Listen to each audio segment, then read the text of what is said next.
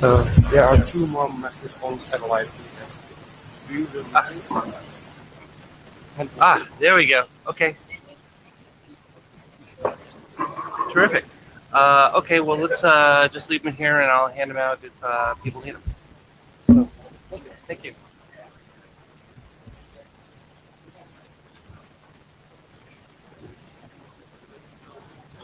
Yeah.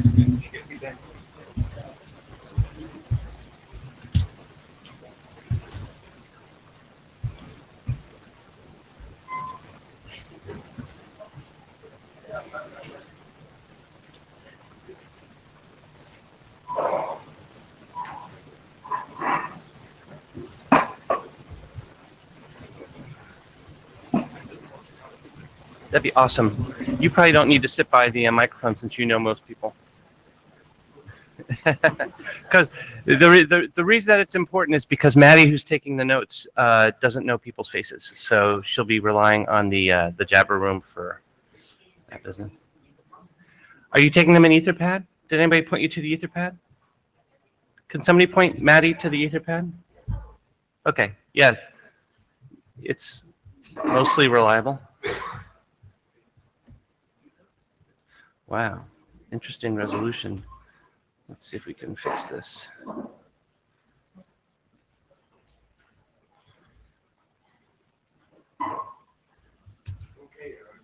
Yeah.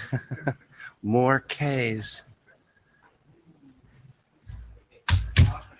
There you go. I'm sorry. Yes, would you? Thank you very much, Zad. Okay, we're running a minute late, but that's all right. We got lots of time.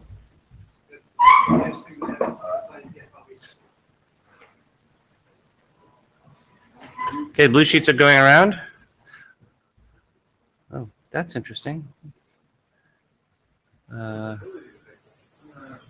Yes. Isn't that nice? No, what's worse is that preview is unhappy. Okay.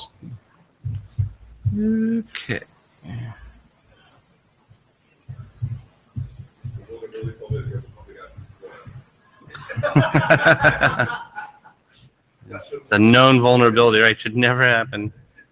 Let's try this again.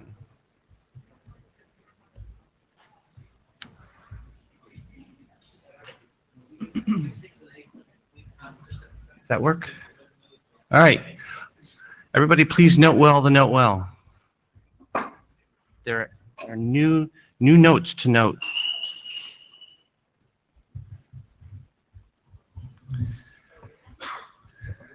I don't know. I think the RC number's changed, right? There's 8,000s now. The contents of the RCs or the contents of this text here? Yeah. Okay. Well, then I'm not going to try to paraphrase it, but my former understanding is if you say something here, it's considered to be an IETF contribution. If you say something in the hallway, it's considered to be an IETF contribution. If you send something to the Jabber list or the mailing list, it's an IETF contribution. So that's public disclosure. Might want to think about that. Okay. That's interesting. We'll get through them twice as fast that way. Let's try it this way. Oh, there goes the beach ball again. Wow. I need to force quit.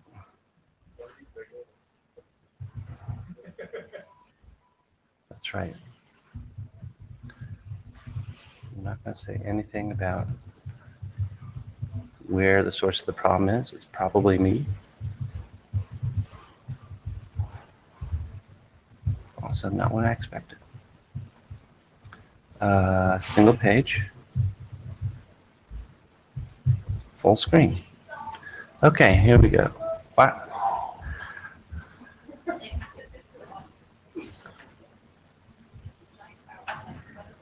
Yeah, the slides are. Oh, thank goodness somebody's got a Windows machine. Yep, there we go. Okay, let's see. Okay, that's a little better. Great. All this for what is basically one slide.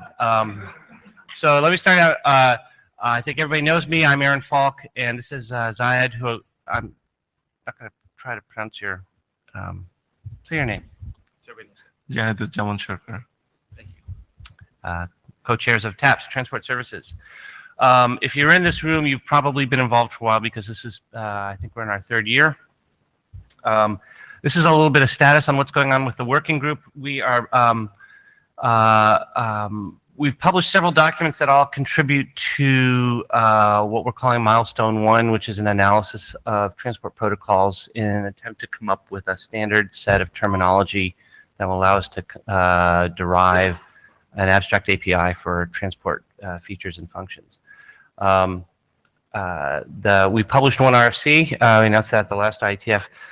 Since then, we finalized and held a last call on a set of usage documents that refine this analysis and come up with some nomenclature for how to refer to various transport features. Those are separated into two documents because they had really two different author sets, one for TCP and SCTP, and another one for UDP and UDP Lite. Plus, there's other stuff in there besides those, but that's most of it. Those documents have completed working group last call. Zod has been working on the document shepherds right up, and I think we're going to get those to Spencer hopefully this week. I think what's missing is that I need to review it, and Spencer will read them, and then something good will happen. So that's the first of the. I think that completes the first of the three milestones. I think there's an open question about whether we want to add some of the security stuff that we're going to be talking about today to that as well. I certainly think we want to publish it. Yeah, Gory. Gory Fairhurst, author of the UDP usage. We got comments from Zayhead, and we've just submitted a new rev of that to reply to those comments. Oh, thank you. Yeah, I saw that come by. That's great. Yeah, I expect that there'll probably be some version number increments as we do some of the final polishing on this. So the second milestone, yes, Mirja. Just remind me, did we decide to keep them separately or merge them finally? We decided to keep them separate, so they're going to be published as separate RFCs, but as a pair. Why? It was just more practical for the authors to manage them. And they're pretty big documents.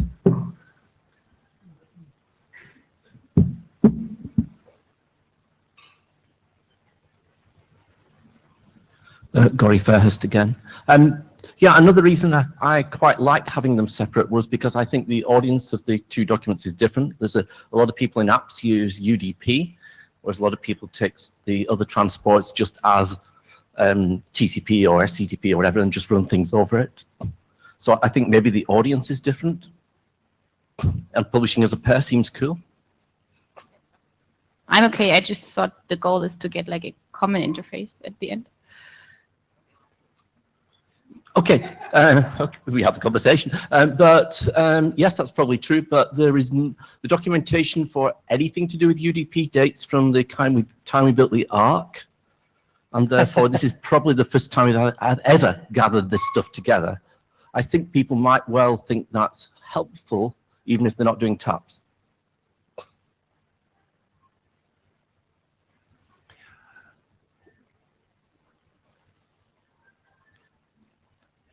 We actually discussed this a couple of times, and there hasn't been a big push to try to combine the documents, and it would be be a significant amount of effort. So since no one's asking for it. Okay, so moving on to milestone 2. Milestone 2 is to take what milestone 1 did was it went through all the transport protocols in IETF standards plus some additional ones that folks wanted to focus on, and deliberately excluded security because we didn't have anybody at the time who wanted to work on it, and then come up with a standard set of description of features and systems. Are you looking for the radio? Yeah, no, I think it's actually there's a radio in the hallway or something. We heard the background music. Yeah, it'd be awesome if you could find it. Makes me want to dance.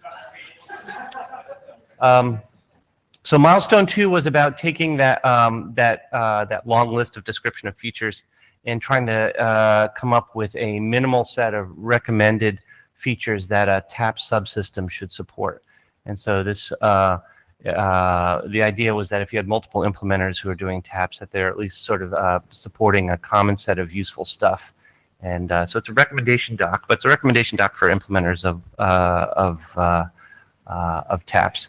And so we're going to hear a discussion today on current version of that draft, which is kind of stabilizing now, and hasn't been adopted as a working group. That seems like an oversight. We should just, I think we should make a decision today if we're going to adopt it, because we don't have an alternate document in progress. So I was really happy at the last IETF. Tommy from Apple and brought some friends of his and agreed to take a look at the transport security protocols and try to apply the same analysis methodology that we did on the on basically the data side of the transport protocols to the security protocols, so that we can come up with sort of a add to the language that we're building for the abstract API, the ability to talk about different kinds of security services. There's several really useful implementation efforts underway. I think we've already learned a lot about that. We're going to hear a discussion about a couple of those projects today. And now that we've gotten, people are starting to build these things, and they are talking about the mechanisms for detecting what transport protocols work end-to-end and making decisions about selecting one over the other, assuming an application uses these abstractions to describe what kind of behavior it wants. We need some way of expressing preferences and remembering past behaviors and reasoning about how one chooses among the options of what's going to work end-to-end. And so we're really starting a discussion today about policy. One of the things that I would like to start thinking about today as a group is, what is the output of this activity going to be now that we've sort of got the language to talk about these things? Are we going to just sort of write some RFCs that describes the various implementation projects? Do we have enough of a consensus that we make some recommendations for what someone should do in a TAP system? Can we agree on some aspects of this? And so that's the kind of thing that I'm going to be listening for out of this, and maybe try to propose some additional documents as work items. Here's the schedule. This is the first time I think that I've shown a schedule that I hadn't had to go back and change the lowest significant digit on the years. So I think maybe I'm getting more realistic. So I think that we're going to finish Doc 1 today. Milestone 2, I think, assuming that we adopt MinSet and it's kind of stabilizing, that we hopefully will be able to get that last called around the next IETF. And then that gives us one more cycle for the thing that comes later, and I don't think we know exactly what that is yet. So that's probably going to push out a little bit. Now rolling back to the agenda, which I kind of skipped over here. This is the working group status discussion that we've been having. Next, Naeem, are you? Thank you. Naeem's going to talk about the MIN set of transport services that the authors, Michael and who's the other author? Aren't able to make it today, so he's going to give an overview of what's going on from that team. Chris and Tommy are going to talk about the transport security protocol analysis, and there's a bunch of open questions to discuss about how we want to treat that stuff. Philip Teasel is going to talk about socket intents. It's come up a few times in the past, and that's a project that's continuing to mature. Same thing, Anna's going to talk about the Happy Eyeballs project. And then hopefully we're going to have about roughly an hour to talk about policy. I don't know if we're going to need all that time, but I think that it's good to have a little bit of a unstructured area so we can sort of see where that discussion is going to go. Any comments or questions on the agenda? Is there anything that people want to put on here that they don't see?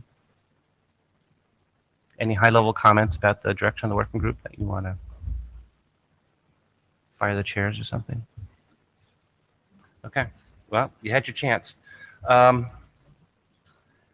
Let's see. I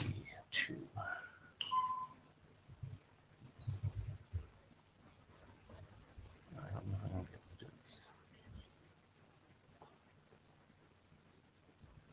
That's not right. There we go. Min set.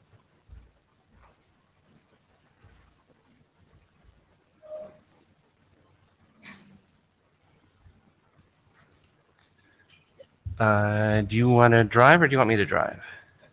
You can drive? Oh, I drive. Okay, great. So just, all right. So this is the draft Yessing Taps min set. I would like to note that I'm not an author of this draft, so I'm presenting on behalf of Stan Yessing and Michael Wells. Look down. Yeah, Those are I'm your saying signs. got it. Yeah. So Michael should be online. So if any questions regarding discussions around this draft, it should be primarily addressed to him. So hopefully he will be able to answer, or I will try to answer. So next. So basically what is the context of this draft is basically trying to address the charter to the item 2 of the TAPS charter, which tries to specify the subset of transport services that are defined in the item 1, that end systems that support TAPS, they basically provide them, and it gives guidance to them to choosing among these available mechanisms and protocols. So the main point here is that we don't necessarily need to expose all the transport services, all the capabilities of all the IETF transport protocols into this minimum set. So it's basically a minimum set that needs to to provide the services that we think that are important to have. So why it's a minimal set is basically because we don't want to expose everything. And why we don't want to expose everything? 2 main reasons is that first, it would create a very complicated API. So it will be very difficult for the application programmer to use it. And the second is that it basically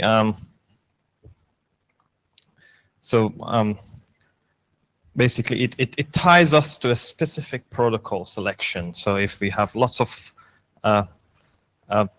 transport features there to expose, you may end up in a situation where you go on selecting a specific transport protocol all the time. So we want to make things as automatable as possible. So this draft is basically based on 2 other drafts. So it's driven based on the methodology that were defined, the 3 phases that were defined in the IETF TAPS transport usage drafts. The one that covers anything but UDP, and then the other one that covers the UDP ones. Next. So this is the revision 05. The main changes since the 04 was that now, before it used to be that we had all the mechanism to derive this minimum set at the beginning of the draft. Right now you have the textual description of the minimum set and the abstract API at the beginning, and then you have the mechanism appearing as an appendix. The mechanisms to derive this is basically a 3-step or 4-step mechanism. First of all, you basically categorize these transport features or transport services. You categorize them into 3 categories.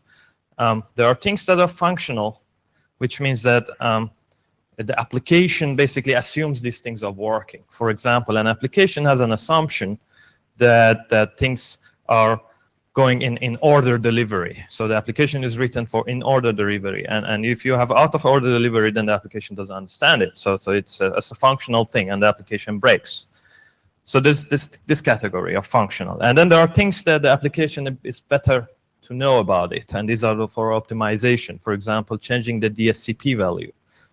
And then there are things that you can automatize without specific information from the application. For example, the CTP multi-streaming. And then once you have all these categories, then you go to another step, which is called the reduction. And in the reduction, you remove basically the automatable set or category from the list. And basically the features that they don't require the application specific knowledge. Or we assume that we should always be able to fall back to TCP. That's the assumption we take. We ideally better to be able to fall back either to TCP or UDP. In this case, we assume that we always want to fall back to TCP. So if anything prohibits falling back to TCP, it's something that you don't want to expose. That's the reduction step. So two major basically criteria to reduce the list. And then once we have that, then we have some cases of peculiarities. For example, as I will explain later, there is a case where you want to send a message but receive a stream. Or for example, you don't expose multi-streaming, but you want to have the ability to assign a per stream priority. Next, please. So once you have all of that, then you end up having a min set, basically a minimum set of transport features that you want to expose.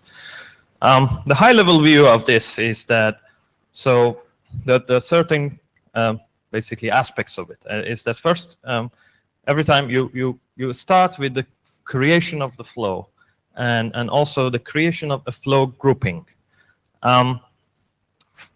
So the reason we need the groups is mostly in case of, for example, SCTP.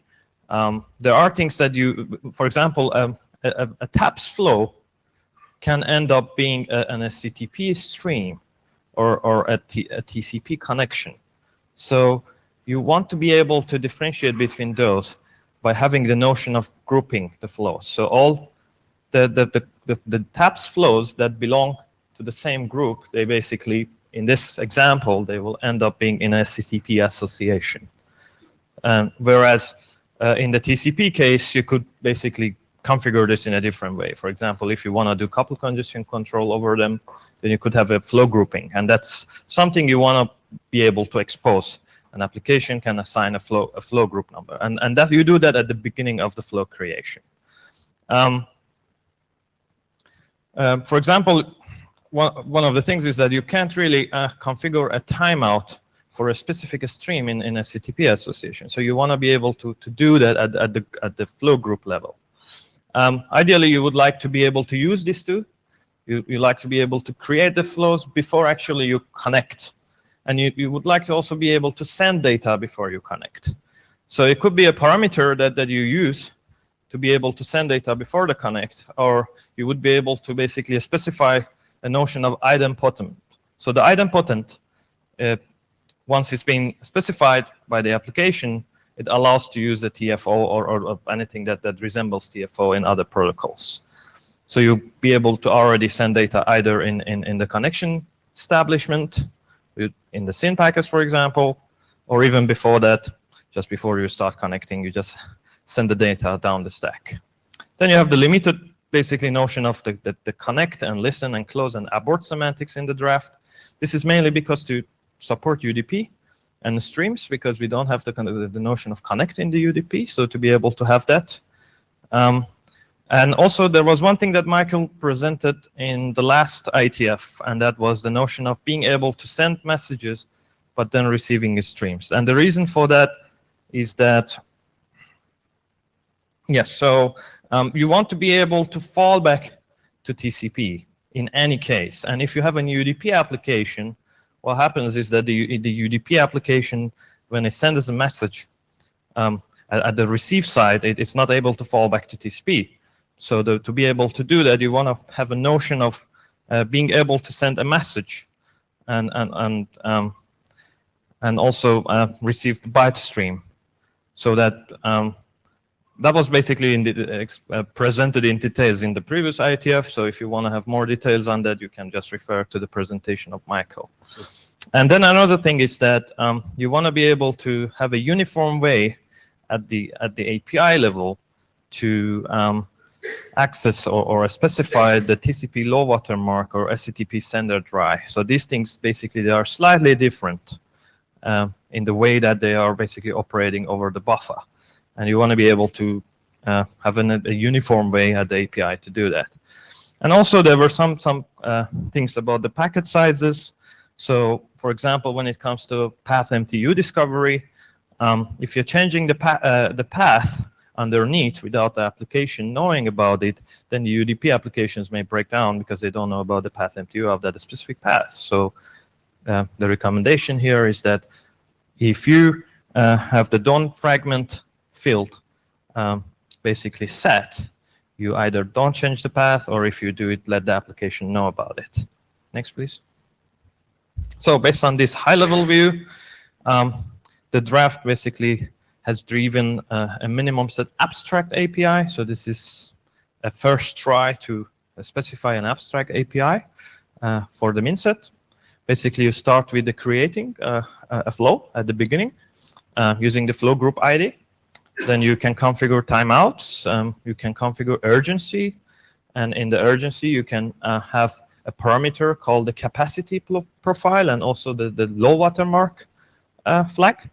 So in the capacity profile, you could have different basically capacity profiles. For example, you have one of the profiles could be that you would have the lowest possible latency at the expense of the overhead. For example, to be able to disable the Nagel-like algorithms. You could have another mechanism that is like a scavenger kind of traffic, or you could use basically a set of profiles based on a specific DSCP values that are taken from the table. For example, a table that is in the NData in the RTC WebQoS draft.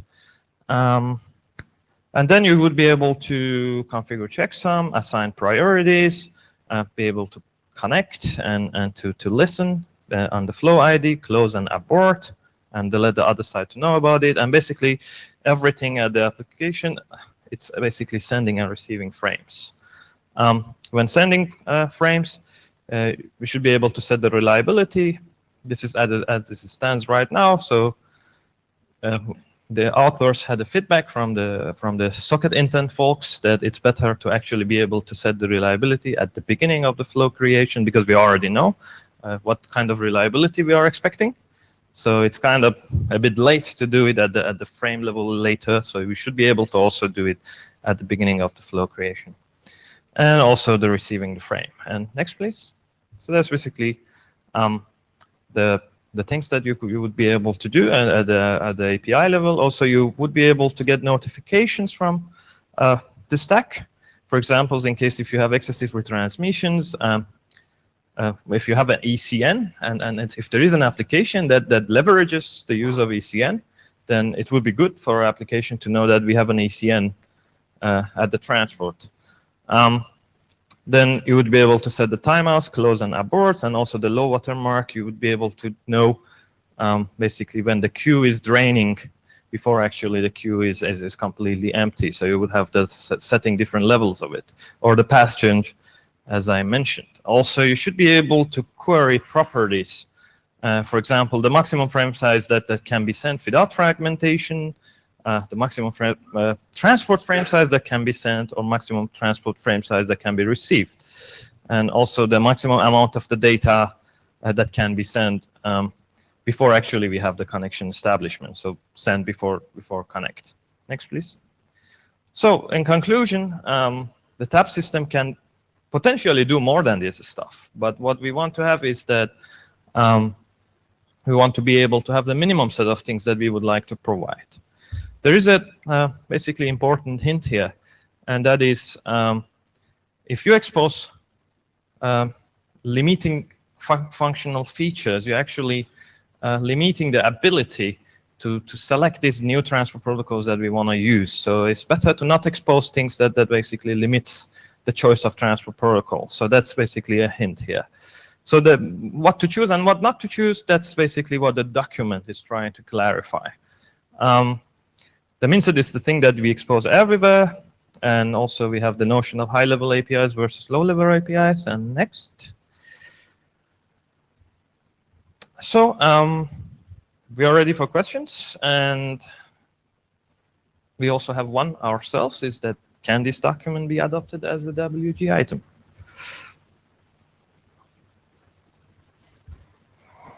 And I believe Michael should be there, so, and I'm here too. Before we go to questions, Michael, is there anything that you want to add as a remote participating author? No?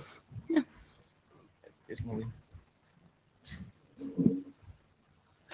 Hello. No, nothing I want to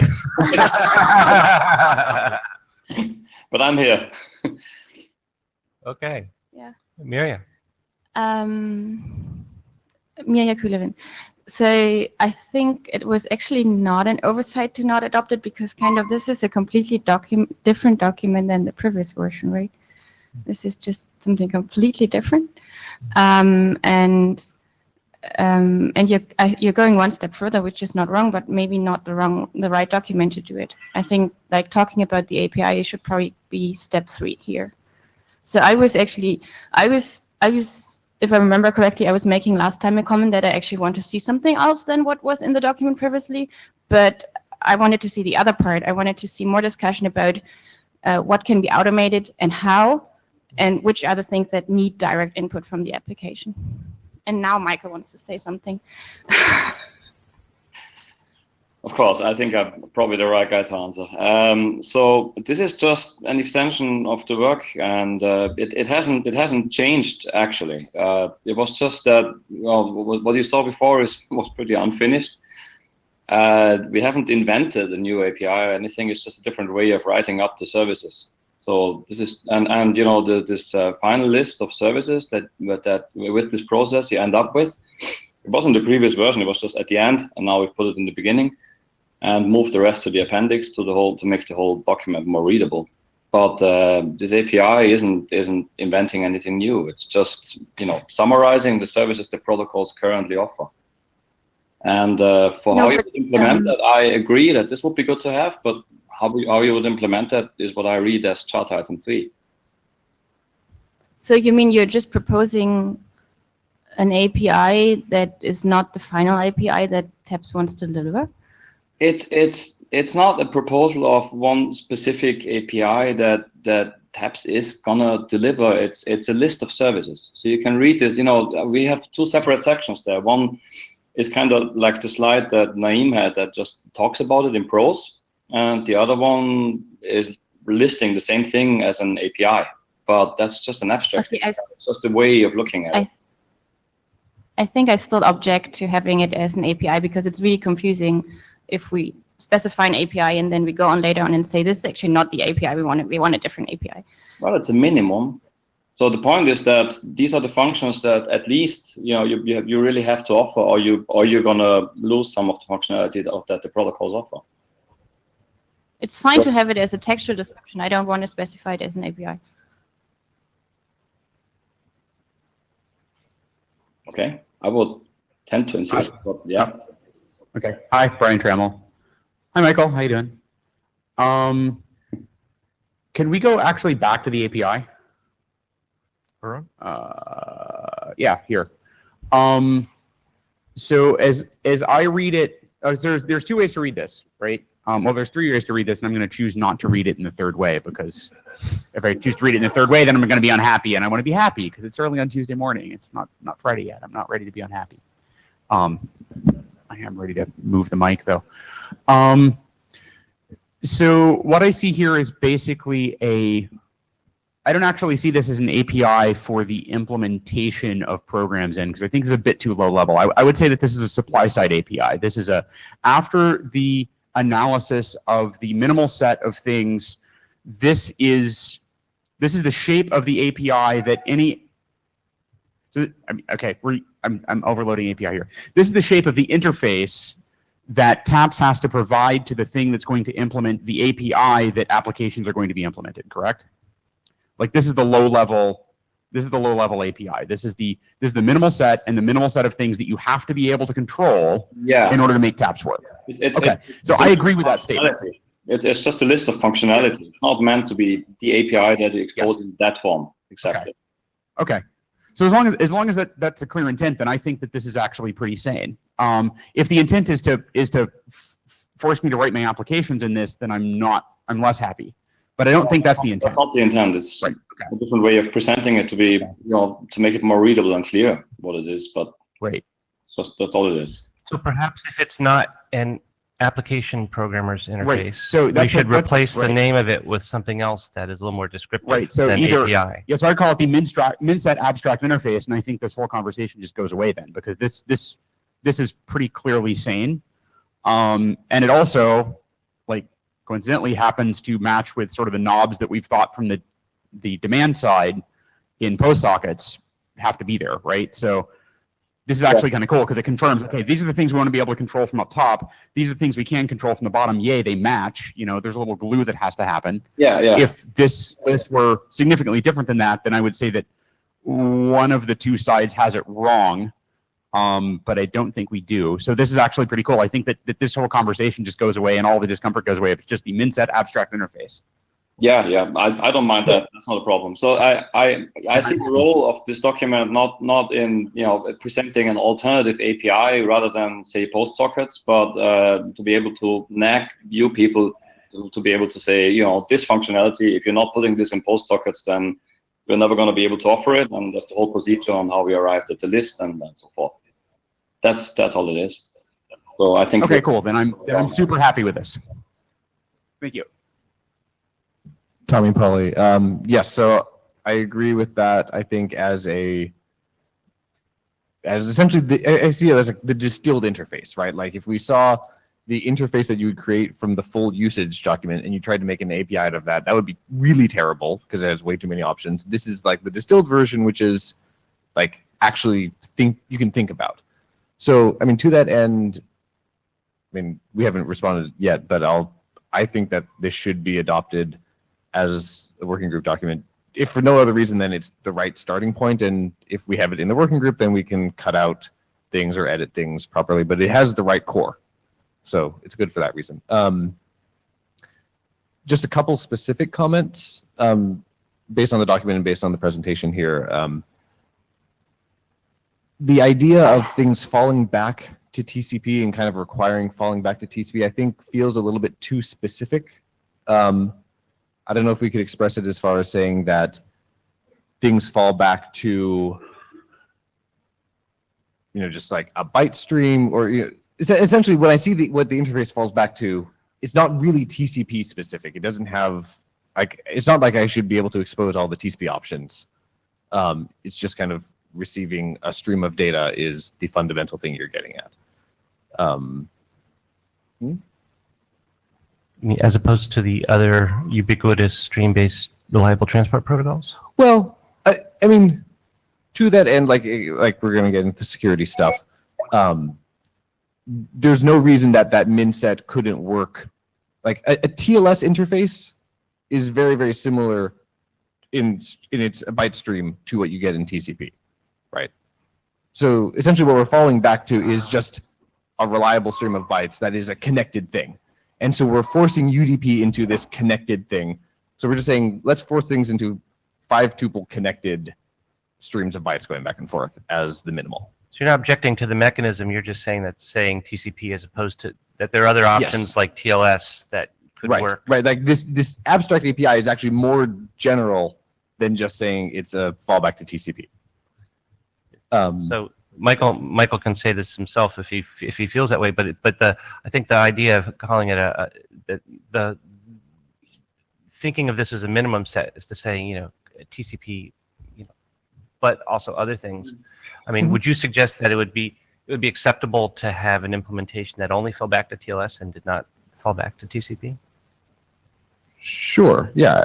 I think that's fine. Okay. So I think the other part also, like when there's the parts in the draft that discuss kind of like the, you know, send message and receive the stream, and goes into, actually calls out post sockets and says, you know, is the other side a TAPS implementation or not? Those areas I find a little bit confusing, or like they go a little bit too much into the detail of how this is actually going to be deployed and how the interface is used. And I'd like to see those potentially removed from the min set. I don't know, Michael, what do you think about that? Yeah, so there are. I mean, I see the point. I see that you want to have this at a, you know, at a higher layer, and then somehow be able to move to TLS if you want to. Some of the stuff that's there is got to be there just to explain how things are going to work. So, for instance, this. I mean, I can't allow hiding screens and not have this abstraction and talk about different priorities and all that without explaining how that could potentially work. We were thinking of doing another draft that explains how you could implement the min set. That doesn't mean that this is the implementation of all that TAPS is going to do. It's just we want to implement that subset of functionality that min set offers, which is just to be able to use, say, SCTP, TCP, the protocols we have with supporting it. This is how you would have to do it. So some of these specifics just come from the necessity of it being implementable. Yes, but I think maybe another way to phrase what I'm saying is that we're assuming that when we bring up this connection, that the application that's using this minset API doesn't, it really doesn't know what ended up choosing, right? Right. And so maybe that's something that needs to be added here, because I can create this, I can maybe not care which protocol ends up being created, but at the end of the day, it does choose one and connects on one. And if the application knew which one it ended up choosing, you wouldn't necessarily need this oh yeah, I can receive a byte stream, because if it ended up doing UDP, then great, you're going to get frames back. And we could potentially think about how the minset API works. But that's I think there are ways to represent it. That's not the minimum set anymore. You want to add this type of functionality and make it a bit more dependent on the protocol, because the application then makes a decision to say, okay, it tells me that it's not a byte stream, and then I have to do something differently, and you put this in the API as an added functionality if you want. But technically, so this minset. Michael, let me interrupt. Sorry. Let me interrupt for a second, Michael. Tommy, high order bit. Do you oppose to making this a working group document? You said yes. Okay, just trying to confirm that. I'm looking at the time, and I don't want to get too into the details. I'm really happy to see substantive discussion on this, but I think that at this point, what I'd like to do is focus the commentary as to whether you're supportive or have strong objections to whether this should become a working group document. Yeah, as it is, or identify things that you think would need to change in order for it to do so. Now, Spencer. Spencer Dawkins says responsible area director. The thing that I would ask the working group is whether it's going to help this document to be adopted as a working group draft, which is basically saying that the document is stable enough for the working group to work on it, rather than have an individual make the right choices really quickly from version to version, and whether people are committing to work on it as opposed to watching the authors continue to type. I think that's the critical question that I would be hoping people would be thinking about as they're talking about this. Is it stable enough, and are people going to actually help or just watch? I think those are the two big things. That's an excellent point. Right. Send text. Anna? Yeah, Anna Brunström. So I think the document is a good starting point. So I'm for adopting. And I think also, as Spencer was hinting to, it's important to have it in the working group, because even if we say this is an abstract interface, once we build the API on top of it, they're going to have to match. So I mean, we still have choices here in terms of what we include in this minimal set and how we interpret it. And that interpretation will need to match with what comes on top of it. Philip Teasel. I really like the document. I really like the analysis in the appendix. What I fear is that the kind of minimal set interface is limiting something built on top of that. And I think there has been some care taken to be taken to make sure that this don't happen, that this mint set doesn't really limit something like post sockets built on top or extending it. So accept that problem. I think we should really work on that and make sure that this doesn't happen. Otherwise, I'm for adopting it. Phil, if I come back, I mean, I would agree. It shouldn't limit the API on top. But how do you think it might limit? Because we have been. I mean, the procedure that if you read the appendix is about avoiding limitations that arise from exposing certain functionality that ties you to one specific protocol and so forth. And then, the automatable features, you can, just because we move them away to be the minimum set doesn't mean that you can't expose them. So in which way is this limiting? I hope, it shouldn't be. So where I see the biggest limitation is in having the send frame and receive stream abstraction, and I think it's hard to just fix this in something extending it. And the question is how to go about that. But I think this can be part of a discussion of the draft within the working group and not before adoption. Okay, so I see no problem in putting straight messages over it if you want to add that. But okay. Okay, sounds like it's something that can be worked out after adoption. Hi, Colin Perkins. So I definitely agree that this should be adopted. Coming back to, I think, the comments Tommy was making earlier, and the questions about fallback and so on, it's not clear to me why things like fallback should be mentioned in this draft at all. Are they not a higher level policy thing? You could use this min set to build an API that didn't do any type of fallback. So I think we should maybe separate out the policy about how you fall back, how you automate things, from what is the minimal set of features that you may want to implement in any type of API. Well, if you want to be able to fall back to TCP, you end up with that min set. If you want to be able to fall back to UDP, you end up with a different min set, and so forth. You can't separate. So maybe it's not the min set then.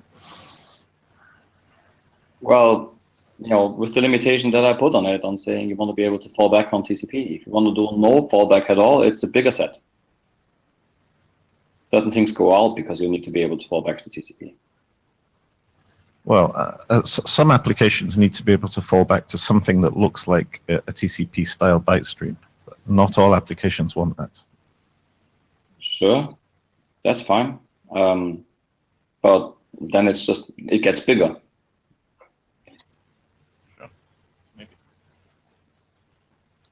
Kyle Rose. Yeah, I mean, I see this as a choice that was made in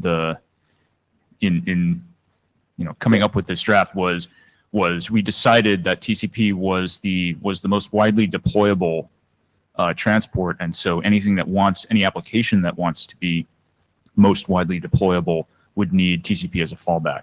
And maybe that's not true, but I think it sounds like that was the assumption that went into this. Yes. So, but anyway, I'm in favor of adoption, so I don't want to belabor it.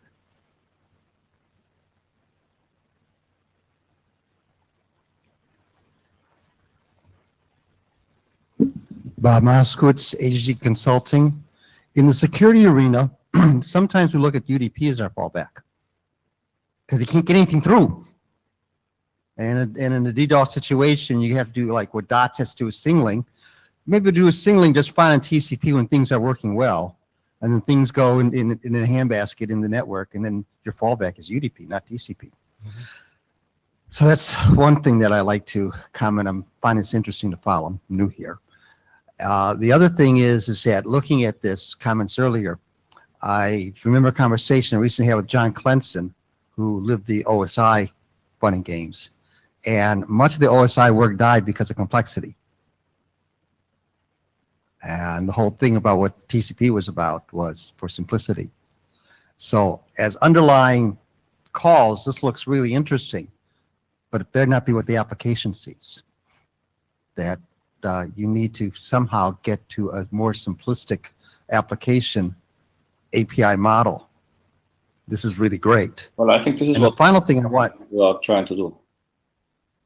And the final thing I'd like to say is that the other area I work with in highly constrained networks and highly constrained devices, more constrained than what IETF tends to deal with, I can't afford IP and TCP. I'm just doing direct messaging like on CAN bus FD, where I only have 64 bytes for my MTU. So if I had something like this that the application would use, and then it just kind of like wrapped it up and sent it across to the gateway, which then puts everything on, boy, would that be a win in those environments. So just some other thoughts and areas as you're moving forward. Thank you, Bob. Let's cut the line off after the two folks that are here. Hi, Colin Perkins. Just to follow up on that a little. I agree we should aim, simplicity is in an API is a good thing, but we should be realistic about what the current API is. This looks like, if you turn this into SOC options and sockets API calls, this looks like exactly what you would write for a lot of applications today.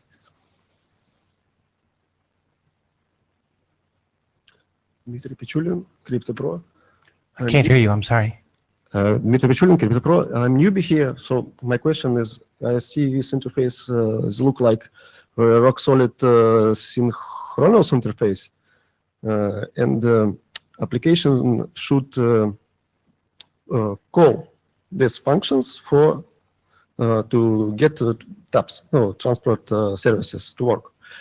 So what about asynchronous interface for application? It maybe a good reason to send some callbacks what receive and send for application, and the application automatically can receive data not to call in these functions at all. Thank you. Yeah, so this is not specifying a concrete API. It is a list of services. I'm sorry for having created the confusion by calling it API. I can see that now that people tend to look at it as an API that you're going to implement and use like that. This document, together with its predecessing document, is analyzing TCP, UDP, UDP Lite, SCTP, MPTCP, and figuring out what are the services, and then having a way of reducing some. And then, as part of the process, as part of how I decided to make it, say, well, if you want to be able to fall back to TCP, for example, then this is what you end up with. It's just that. It's just this analysis and not more. And it has the role of being able to influence API design decisions to say, if you want to add all the functionality that, for instance, this and this protocol offers, well, you got to do this. If you want to be able to fall back to TCP, well, you got to do this. I could have made a fallback to UDP. It would have made the document longer. It was just a decision to make it like that. And well, this is not answering your question. Answering your question, we have an implementation, for instance, that covers the MinSet and more, and it's using callbacks. So this is not about the concrete implementation. That helps. Okay, let's close out the discussion here, and before we move on to the next thing, I'd like to get a hum of the room. Question is, should the working group adopt this document as a working group item? Yes or no? So the first is, if you're in favor of the working group adopting this item, please hum. If you're opposed to the working group adopting this item, please hum. Okay, I think I heard one person hum against, and maybe a few dozen hum in favor of. So that sounds like a rough consensus, and there was, I think, a lot of very good feedback that came in the discussion. Hopefully we've got some of that in the notes. Check the Etherpad to make sure that your comments are recorded. And I guess the next thing is, the author should resubmit a copy of the draft with the right draft string so that it becomes it's a draft tab stop. Okay, I can Thanks, forward Emily. it to them. Yeah. Okay, next is the cryptography discussion.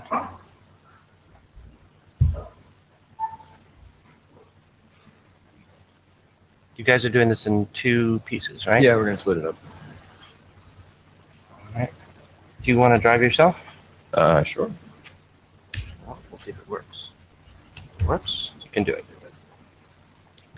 If it doesn't work, I'll complain about my operating system.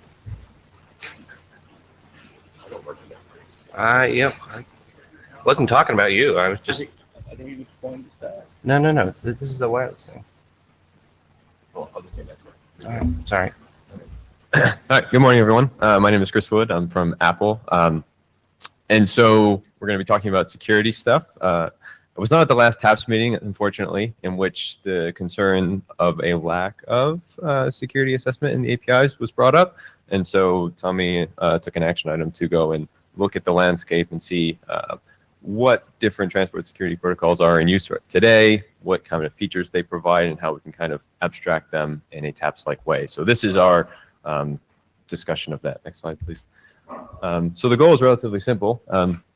We wanted to end up in a place where we have a minimum interface of sorts for any kind of transport security protocol, and waving air quotes, in which we could slide in different implementations underneath this API. And to get to that goal, we had to go out and look at everything that was in use and try to look at them not from the context or not in the lens of just a big transport security protocol, but breaking them down into their different constituent parts. So like TLS, for example, has both a handshake protocol and a record protocol in it, and try to like decouple protocols based along those lines.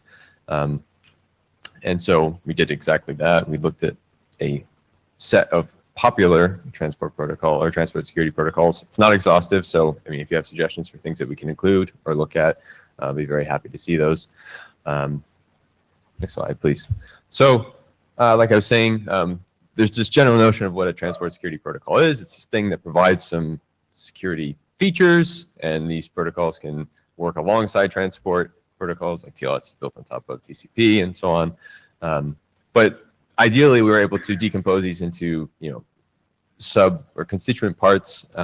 So for the purpose of this work, we focus specifically on what we call a handshake protocol and a record protocol, borrowing from TLS because it's common language. So a handshake protocol is just a security protocol that performs a handshake or negotiation of sorts and hopefully pops out a shared key between two endpoints. And a record protocol is something that uses that shared key to encrypt datagrams or messages back and forth between the two endpoints. Next slide, please. And so one interesting task in this particular endeavor was to look at the different components and see how they interact from an interface perspective. So for example, in TLS, you have, again, a handshake protocol and a record protocol internally. Handshake protocol will use the record protocol to encrypt both handshake messages and application data and sent over the wire. So the handshake uses the record and the record uses the transport to send the data. In more modern or newer protocols, you have, like Quick, you have the handshake, which just asks the record protocol to do encryption, and then it actually sends the data over to the transport layer, which is UDP in this case, and it also has some transport logic built into it. But regardless of what the role or relationship is between these two different or these components in a particular protocol, the features in each part are fairly common, or there are patterns that exist across all of these. So next slide, please. For example, the handshake protocol typically has a variety of very common things. It will provide a way to specify a private key, for example, to do signing operations or what have you. Authenticate the other endpoint with which you're communicating with, potentially do source address validation, and of course do the key exchange to pop out some shared secret that both parties can agree on and use for communicating. And there are some other things as well. Next slide. Record protocol will then take that shared secret, use it to encrypt packets, and send it to the other end. And so if you think of this in the context of IPsec with IKE and ESP, that's fancy. ESP just takes a key as input, basically encrypts datagrams and sends it to the other side. It's very simple. It doesn't do a whole lot. So the set of features provided by this particular module is relatively minimum, I would say. And then next slide, please. And the transport features have already been described in RFC 8095, so I won't go into the details because everyone here should be familiar with those.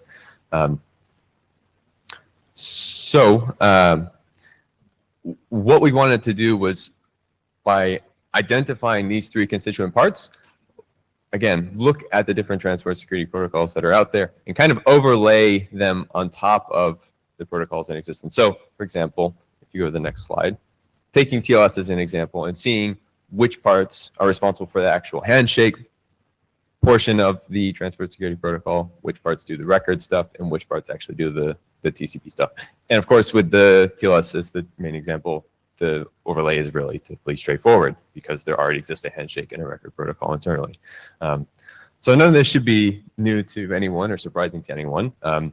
TLS is built on top of TCP as its reliable transport underneath. There's handshake mechanism that starts a connection, sets keys to, or gives the record protocol a key to start encrypting application data and handshake messages depending on which version of TLS you're using. And the record protocol will occasionally error out to the handshake protocol if something bad happens, like a particular record fails to be decrypted properly and authenticated. And the handshake protocol will then possibly during the negotiation process provide information up to what I'm calling this connection kind of layer, which is essentially the API to the protocol and potentially beyond to the application. Yeah, Miria. I'm just wondering what the connection box actually is. So most TLS implementations will not have like an API directly to the record protocol. You just have this generic TLS context in which you read or write from. So it's more of an API level thing. So perhaps I should just not have that. And you can consider basically the application, the connection, the same box because the lines in and out are the same. So, and another feature of this particular variant is that the application will typically configure the handshake protocol with, for example, cipher suites that it supports, what signature algorithms it wants to provide, and a litany of other kind of features that it wants to enable or disable for the purpose of a particular connection. So fairly straightforward. Next slide, please. And DTLS is not far off from this. Basically, it's TLS with some minor changes, particularly in the handshake step to ensure reliability of handshake messaging. Yeah, sure. Right. So from the perspective of the interface that's provided by each of these different boxes, it's basically the same. It's just internally, DTLS goes to some additional lengths to ensure that handshake messages are actually received by the other end and in the correct order. But from the perspective of the API, it's almost identical with the exception like you can have messages and datagrams arrive out of order. Yeah.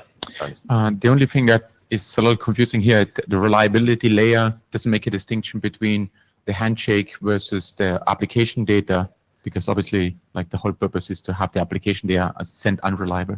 Yeah, of course. There's also the error messages typically bubble up in many cases to the application layer. So I'm kind of lumping that into the callbacks line. Yeah, so these diagrams could very much be improved. I don't claim perfection on any of this. But yes, thank you for pointing that out. There's a distinction, as Kyle actually pointed out to me yesterday in a conversation, that reliability and orderliness is guaranteed for the handshake packets, not necessarily so for the application data, because again, that's the whole point of datagram security protocol. Next slide. So Quick is a completely different beast with respect to TLS. Most people know that it uses TLS internally to actually do the handshake protocol itself and then just pop out a shared key that it would use to encrypt all the rest of the packets with. So and I guess another interesting point is that the transport part of Quick and TLS exists on top of the actual handshake part. So in contrast with TLS, where like TCP lives below the actual TLS layer, and you have TCP mechanisms and state machine existing beneath that, Quick lives above, and as of now, kind of not exposed to the network, or not much of this. The Quick state machine is exposed to the network. So the way these boxes work together, so again, Quick will use TLS to do some negotiation, get a shared secret, and pop that out. And then once it has that shared secret, it will then shove packets into this packet protector, which is basically the record protocol, get back an encrypted stream, and then send that over its unreliable later UDP and get it to the other end. And all of the transport semantics are basically shoved into this Quick box, which we have here, and applications interface with it by using, there's no common API right now because the protocol is very much in flux, but in theory using a DTLS-like API to read and write datagrams and potentially do some configuration, which was also omitted from this particular slide. But the point here is that in contrast to TLS, wherein the handshake protocol and the record protocol are very tightly coupled, Quick decouples them for the purposes of simplifying things from a construction perspective, but it also was really nice from a kind of analysis perspective, because you could, in theory, run Quick with just a PSK that you've derived out of band. Doesn't need to be the one that's exchanged through TLS, and you'd be just fine. Next slide. So TCP crypt is another one we looked at, and it's great because it's extremely simple. Key exchange is kind of baked right into the TCP layer itself, along with the encryption. So nothing really fancy going on here. You offer up support for TCP crypt, you do a key exchange right after, and start encrypting all your TCP packets or segments. So, ta-da! I don't know. Next slide, please. Minimal T, not an IETF standard or protocol, though it was an interesting one to say the least. Again, also follows this very common pattern. If you're not familiar with the basic design, it merges and blends many different things.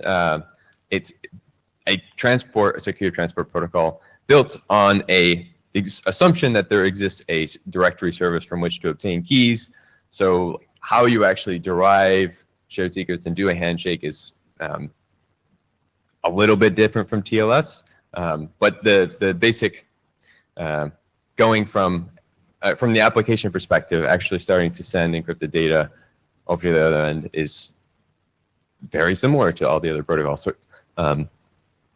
So if you wanted to speak to a particular server, you would, if you don't already have, for example, the ephemeral public key of this particular server to do a key exchange, you'd have to go to this directory service to get this public key, and you open up a tunnel to this directory service, get this information, use that to open up a tunnel to the other end of the server that you're talking about, and doing a key exchange there. And then once you have the shared secret, you just start basically sending packets back and forth over UDP with some kind of reliability delivery layer built on top of UDP to ensure that things get from end to end in any order. So again, we see the same exact patterns with respect to what the different pieces of the protocol are providing. There's, a very clear distinction, it's very clear that the tunnel-specific parts of Minimal T are doing the record protocol behaviors of our, generic transport security protocols, and then this control part of Minimal T is actually driving the handshake. That is to say, going to the directory service, interacting with that to get public keys, and then telling the tunnel or opening up a tunnel and doing a handshake to actually get the shared secrets to start encrypting data back and forth. And then there's a very distinct transport box that just exists beneath that. So we can decouple these and separate them as needed. I will say, though, that the Minimal T is also interesting in that the API for applications is not necessarily the same as TLS, where you have like this, like Tommy was saying earlier, this byte stream-like API or TCP-like API to abstract it up. Minimal T depends or exposes an RPC-like API where clients will just send RPCs over to the server and expect a response back. I'm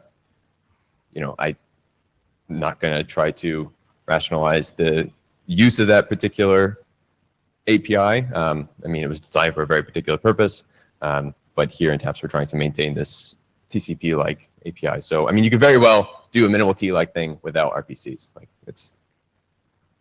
That's not a hard and fast requirement. It's just that's something interesting to point out as a differentiating factor. So Chris, I'd never heard of this before. Where's it used? It's a DJB mechanism or DJB protocol, and they have some, I forget the name of the project, but they're using it within the context of this one research or funded research project. Has not seen widespread deployment. I see. Okay. Next, and then IKE and ESP for IPsec, again, very similar. And I would say one of the nicer of the variants in that there is a very clear distinction of the roles of every single bit of this ecosystem. You have IKE, which is a key exchange protocol used to derive secrets, that ESP, which is a encapsulation protocol forward packets to send them over the wire using a specific delivery mechanism, which is just IP in this case.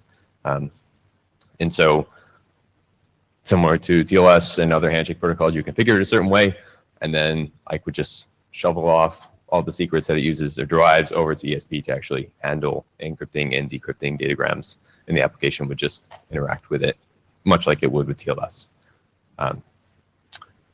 So on that note, yeah, you can go to the next slide. So Tommy's now going to talk about how we try to distill all of these particular features into what we believe is a good common set of interfaces that we can use to abstract away much of the protocol specifics. And on that note. Hi, Colin Perkins. Just before you move into that, one suggested addition for the previous, which is that secure RTP is a record protocol, which is usually, I think, keyed with DTLS. Yeah. The issue here is that the record protocol is different in that it does partial encryption of the packets. Yeah. So SRTP was that's, one thing that we admitted we need to include. Yes, Yeah. it is kind of. So there's that one feature which is missing from the others that you've Correct. considered. Yeah. Yep. Yeah, certainly if there are other candidates as well, we can include them. Yes, or to the list, but yes, there are. For each of these, I think we ran into little tiny details that were not necessarily, that were very specific to that particular protocol, like SRTP being one of them with the partial encryption, minimal T providing a different flavor of API and so on. It's just that the API may look different with partial encryption. Right. Did that get into the minutes? Minute taker. Did that get into the minutes? All right. Thank you, Chris. So I'll try to just go quickly through this. I want to first just present kind of what we distilled as the list of interfaces and how we group them. You can look at the full list in the draft, but the point is try to see how the shape of these transport security interfaces matches up with the shape that we've derived for the usage documents for transport, and maybe see how that would apply to things like minimal sets and APIs going forward. So next slide, please. All right. So there's a whole category of interfaces that totally fall into the configuration category. These are all generally just presumably from the application to the security layer, but you really shouldn't have to care. It's just kind of like application interconnection. And that's setting up your keys, that's setting up your algorithm preferences, doing session cache, explaining how you can get authentication delegation to do trust evaluation from the application level if that's required. So those are pretty simple. What the handshake has specifically as its interfaces are more complicated, and so here I've listed all of the relationships. So somebody, whether it's the application or the transport implicitly or the record protocol when it doesn't have a key, needs to kick off a handshake. The handshake can talk up to applications to say that I need you to validate this identity or this source address. That's a point that I want to come back to later as something that differs from a lot of the stuff I've seen in transport interfaces. The handshake can talk to the transport to send and receive. That's very simple. And it talks to its record to do the setting of the keys. Most of those could probably be completely implicit to an implementation and don't really need to be part of any kind of minimal set exposure. All right, and finally, the record is very simple. It receives keys from the handshake. It tells the handshake that things have expired, that it needs new keys. It can interact with the transport to encrypt and decrypt, and also get interactions about, do I need to migrate my keys to a different set of addresses in case there's mobility there. Again, most of these should be hidden generally, potentially with the exception of the transport mobility, because if you have a mobility interface up from the TAPS level, that may apply all the way down into the record. So next. All right, so I didn't list these out, but this is essentially the boxes that the existing usage documents, which are now going off into their nice crystallized form, have. So they have connection interfaces and data interfaces, and those are individually broken down into establish, maintenance, and termination for the connection state, and sending, receiving, and errors for the data. So all of the transport protocols seem to fall cleanly into this. And so the question is, when we look at these security interfaces, do they fit into these? Do we have kind of entirely new categories that we need? And how would that change the API? And then beyond that, because I've listed in the interfaces how the security layers and the transport layers interact, how useful is it to define that layer? Or do we really only want to talk about kind of what goes up to the application? So that's a question I'd like to hear your feedback on. Next.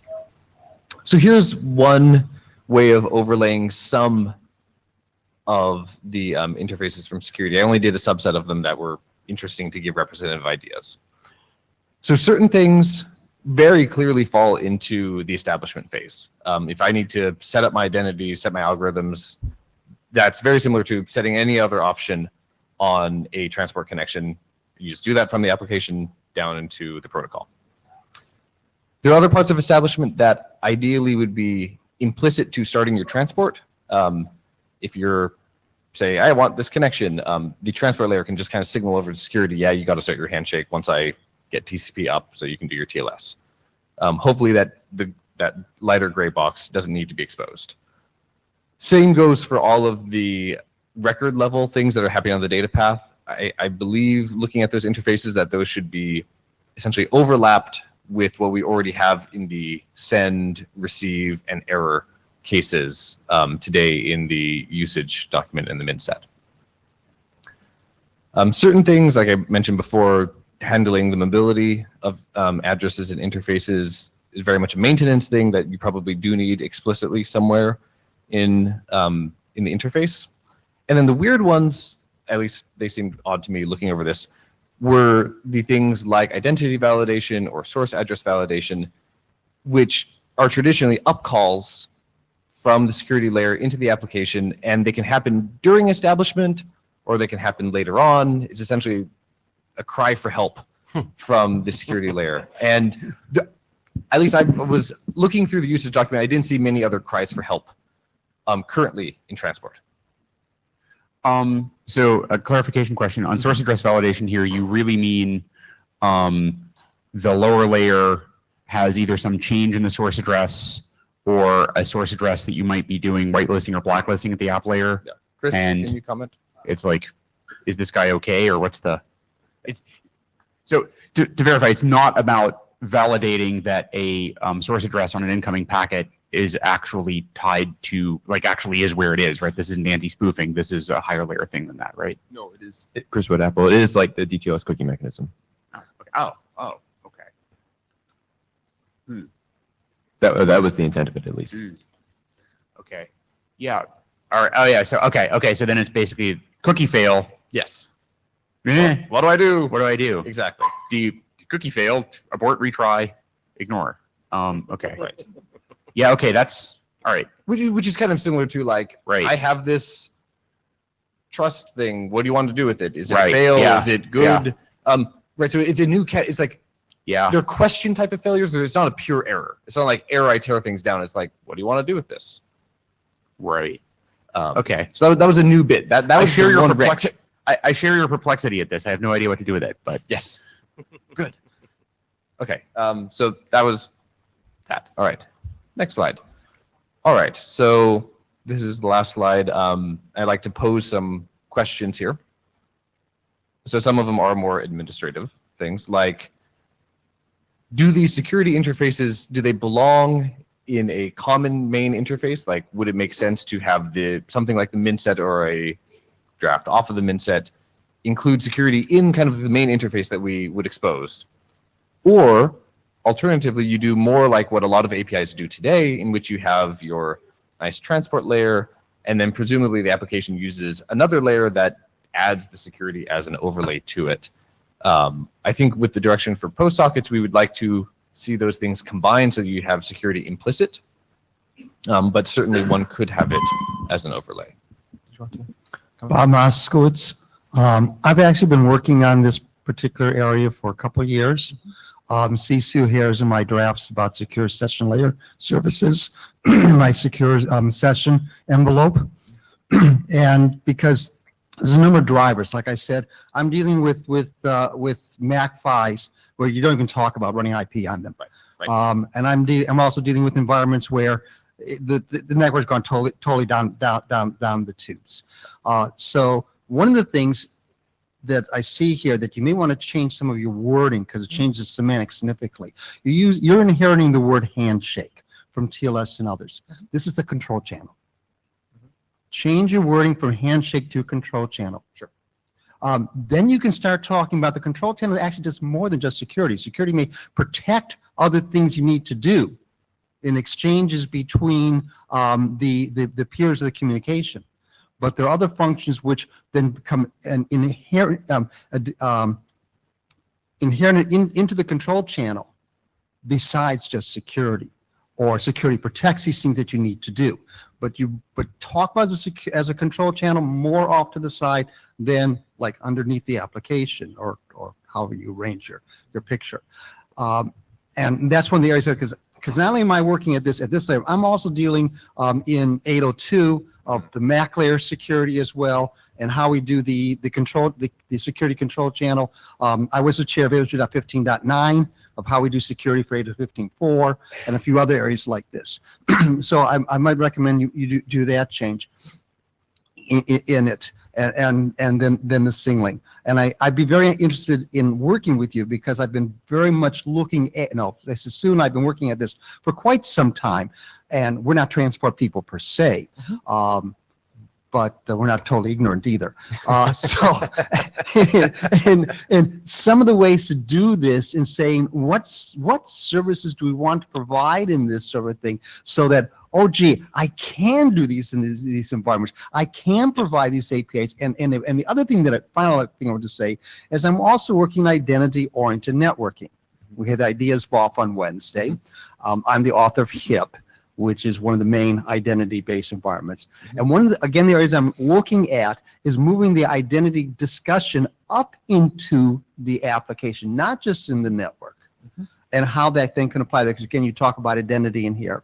And this is one of the other areas which, again, we're looking at, and thus the higher layer of decoupling we can then get when we have an identity organization in this way.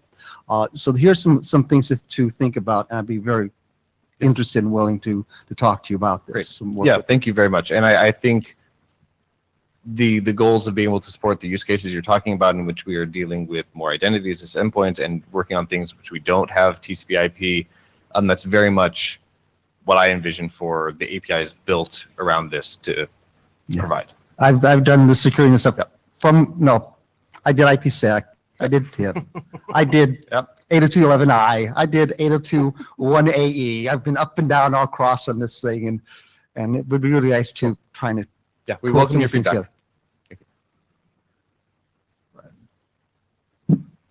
Hi, Brian Trammell. So if I can paraphrase the very beginning of Bob's comment, the answer to the first question is yes, embed security in the main interface. Yes. Right. So when you start talking about, you say you go away from handshake and go to control channel, which I actually I like. I agree with that. I like that too.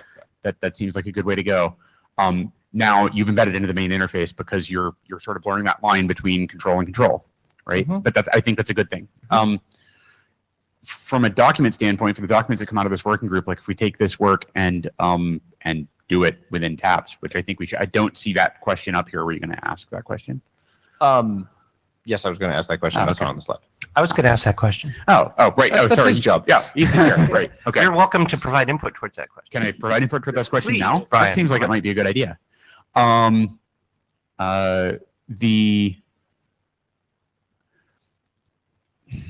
So the issue here is that we basically kind of pointedly decided to ignore security at the beginning of the whole TAPS thing. It's like, oh, we have no idea what we're doing, and now you bring this document in, and now it looks like we do kind of know what we're doing. And I really like the framing of this document, and I think that we need to say something about it. But if we talk about embedding security in the main interface, that's not something we can do in the documents that we've already published. Sure.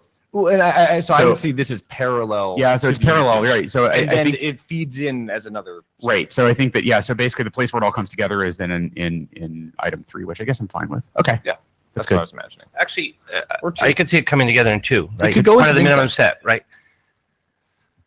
Yeah, okay, yep. You could publish Yep. a separate security abstractions document, and the minimum set could say draw some from the main one and some from the minimum. We also love our parallel documents, so we could have the security min set just like the UDP. Okay, so Michael's in line after Kyle. No, Kyle's sitting now. Michael's in line after Colin. Hi, Colin Perkins. Yeah, I think these are great drafts. I think it's really good that we have this coming out. In terms of the question about main interface or not, I think we should perhaps have a discussion about what the main interface should be and whether we need lower interfaces as well. I think I was, I guess, referring to min set and whatever APIs like PostSockets built on top of that. So I think for the interface to the applications, I think this should be part of that interface. Okay.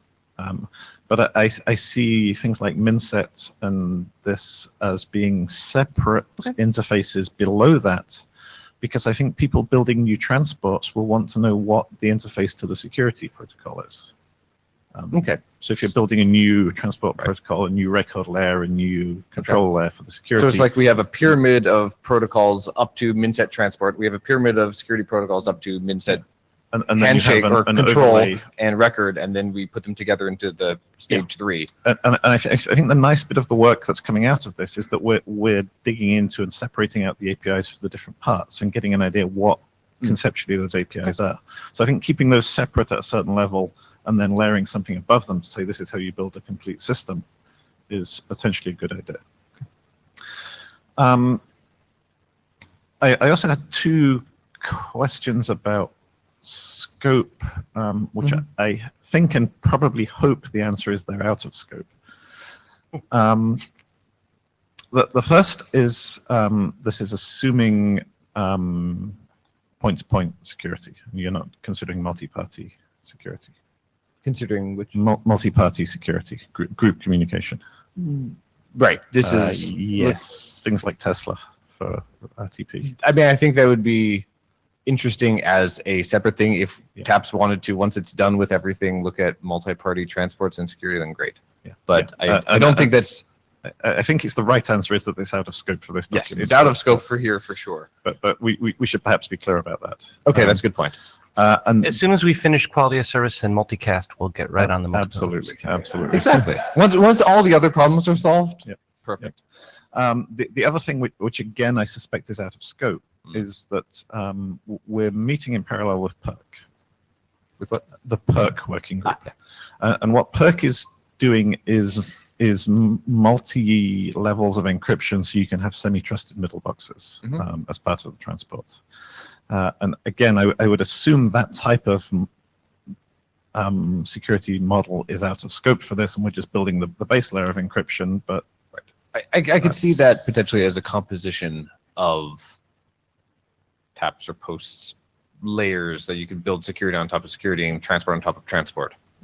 Yeah, I mean that's my assumption as well. But again, I don't think useful that's to ask the directly question. in scope. Yeah, great. I think that'd be a good test of the abstract APIs if you can do things like that, but only if you understood what you were trying to do. This is the first I've heard of PERC. So question for you authors is, are you bringing this to contribute as a working group document? Right? Would you like this to become a working group document?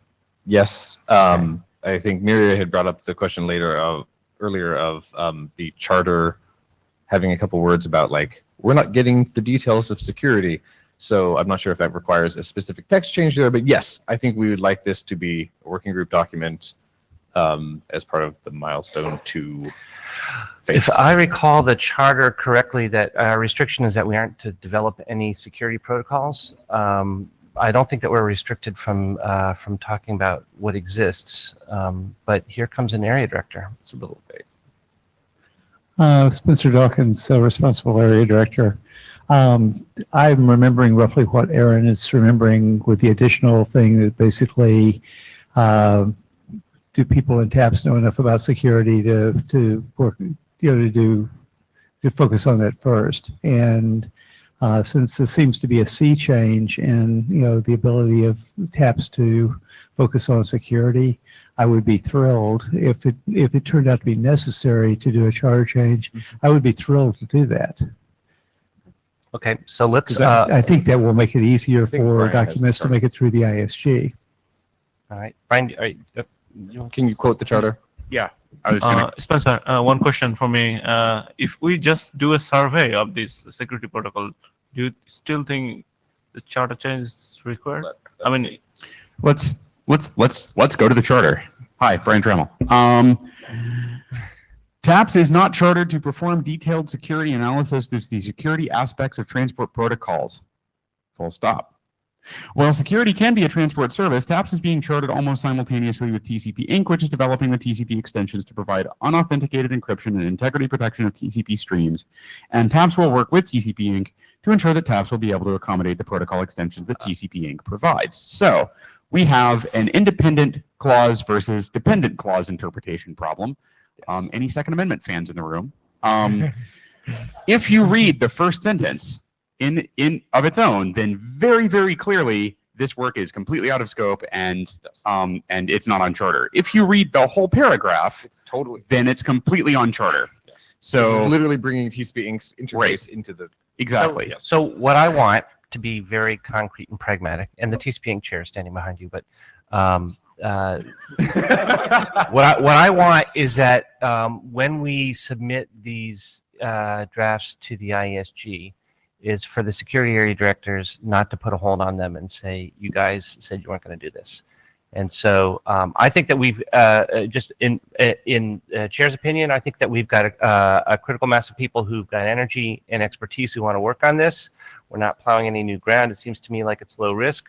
But I think that there's maybe a little socialization task that I would like to ask our area directors to do to just get some confirmation on it. And I'm willing to proceed on an optimistic path, assuming that we're all working in a spirit of goodwill here and trying to do good things.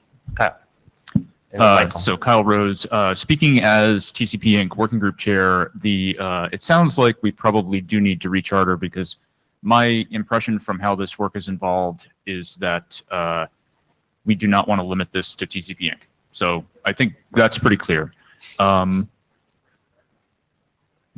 I'll look at it and see what needs to be changed. But so speaking as not TCP Inc. Working Group Chair, I think that, I think that there's increased scope for security, I think, and that there are people, basically, I'm not entirely sure what I'm trying to say, but we need to include security as a first class element of TAPS, and I don't know that it makes sense to. I think we sort of presumed, and I wasn't around during the working group chartering, but I think it sounds like we presumed that, we're just going to make use of this TCP Inc. thing. But now, since it's clear that we want to abstract and use all sorts of security protocols, that we should go down that route. I would not be in favor of a charter change that involved, say, us being able to design our own record protocol. Let's not do that. Right. Nope. Right. And I don't think that's anybody's. Right. And the charter should specifically say we're not designing security protocols. We're not. I don't think we want We're not doing remove crypto that work. text from the. We're just talking about how they relate. Yeah. So Michael's been waiting, then Spencer, then Bob. And then I'm going to close the line. And please try to. And Miri, I guess let's keep comments brief so we can get out of the politics and get back into the technical piece.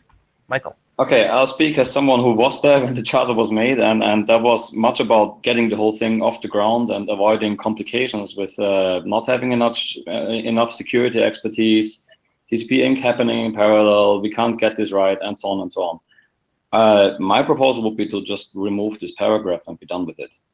But I mean, okay, this is specific, but I don't see anything, like any reason to keep this paragraph at this point.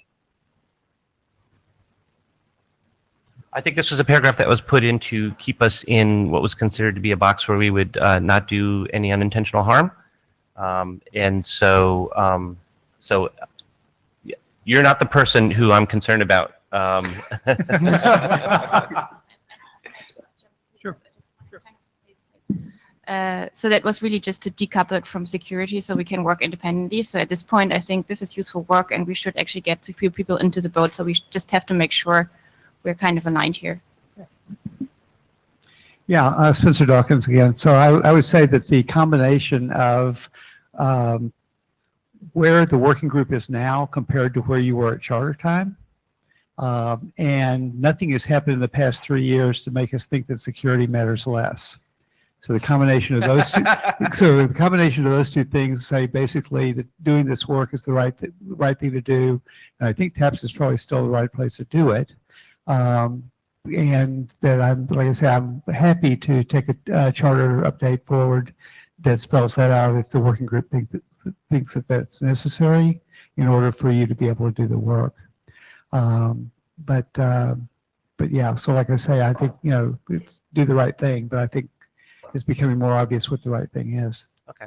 Yep. I think we'll take a close look at the charter text and see if we need to propose Bob changes. Moskowitz, just kind of echoing everybody else, that the work that I've been doing on this, I see a clear delineation which can be achieved and things which can be done to make it clear what are the interfaces such that a security service can then work well with whatever the transports du jour are.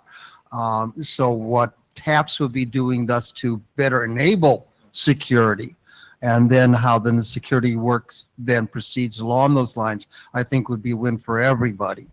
And we can do that delineation, separation, and we can benefit significantly from it. Architecture. It's a great idea. Okay, so let's conclude this discussion with a hum. The question is, should the working group adopt this work?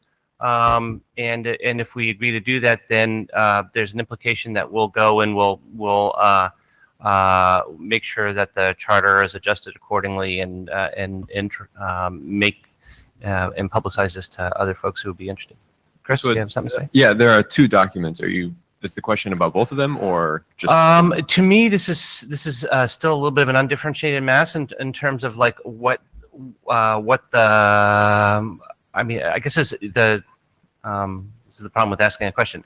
That I think there's the first order question, which is, should we add security transport functions to the abstract API effort that we're trying to do in TAPS? So I think your question is actually, should we change the charter and add this to the charter, right? Okay, I mean, there seems to be diversity of opinion whether the charter needs to be changed or not. Let's everybody propose something. Go ahead. Sorry, Kyle Rose. So I might propose removing the last paragraph and just changing the. We talking about the charter? Paragraph yes. what?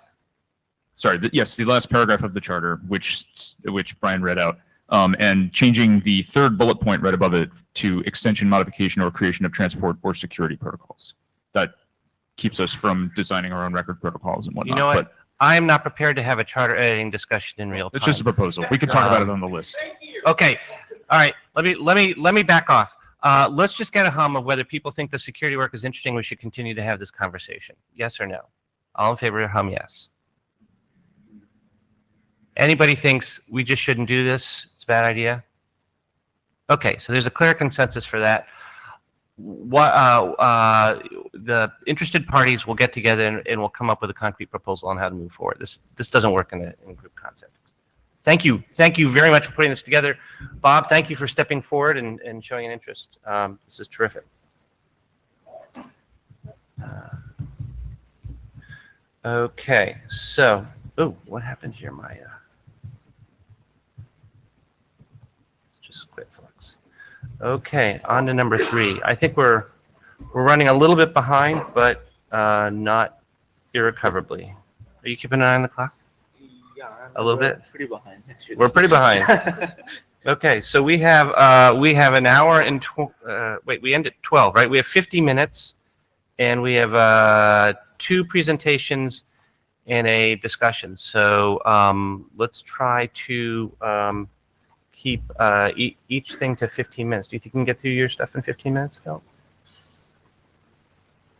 Makes the discussion a little short, but we'll try. Okay, we'll take the temperature 15 minutes and see if we want to stop or go on. How's that? Do you want to? No. I think the battery is empty. Oh, you think that's it? Okay. Oh, it's empty. Yeah, next slide. So today I will talk about 3 drafts. And this is a little bit, and all are in the area of automatic transport selection or transport option selection. This is joint work with my colleague Teresa, who's there on Meet Gecko. And yeah, so next slide, please. Everything I want to talk is about inputs to transport option selection.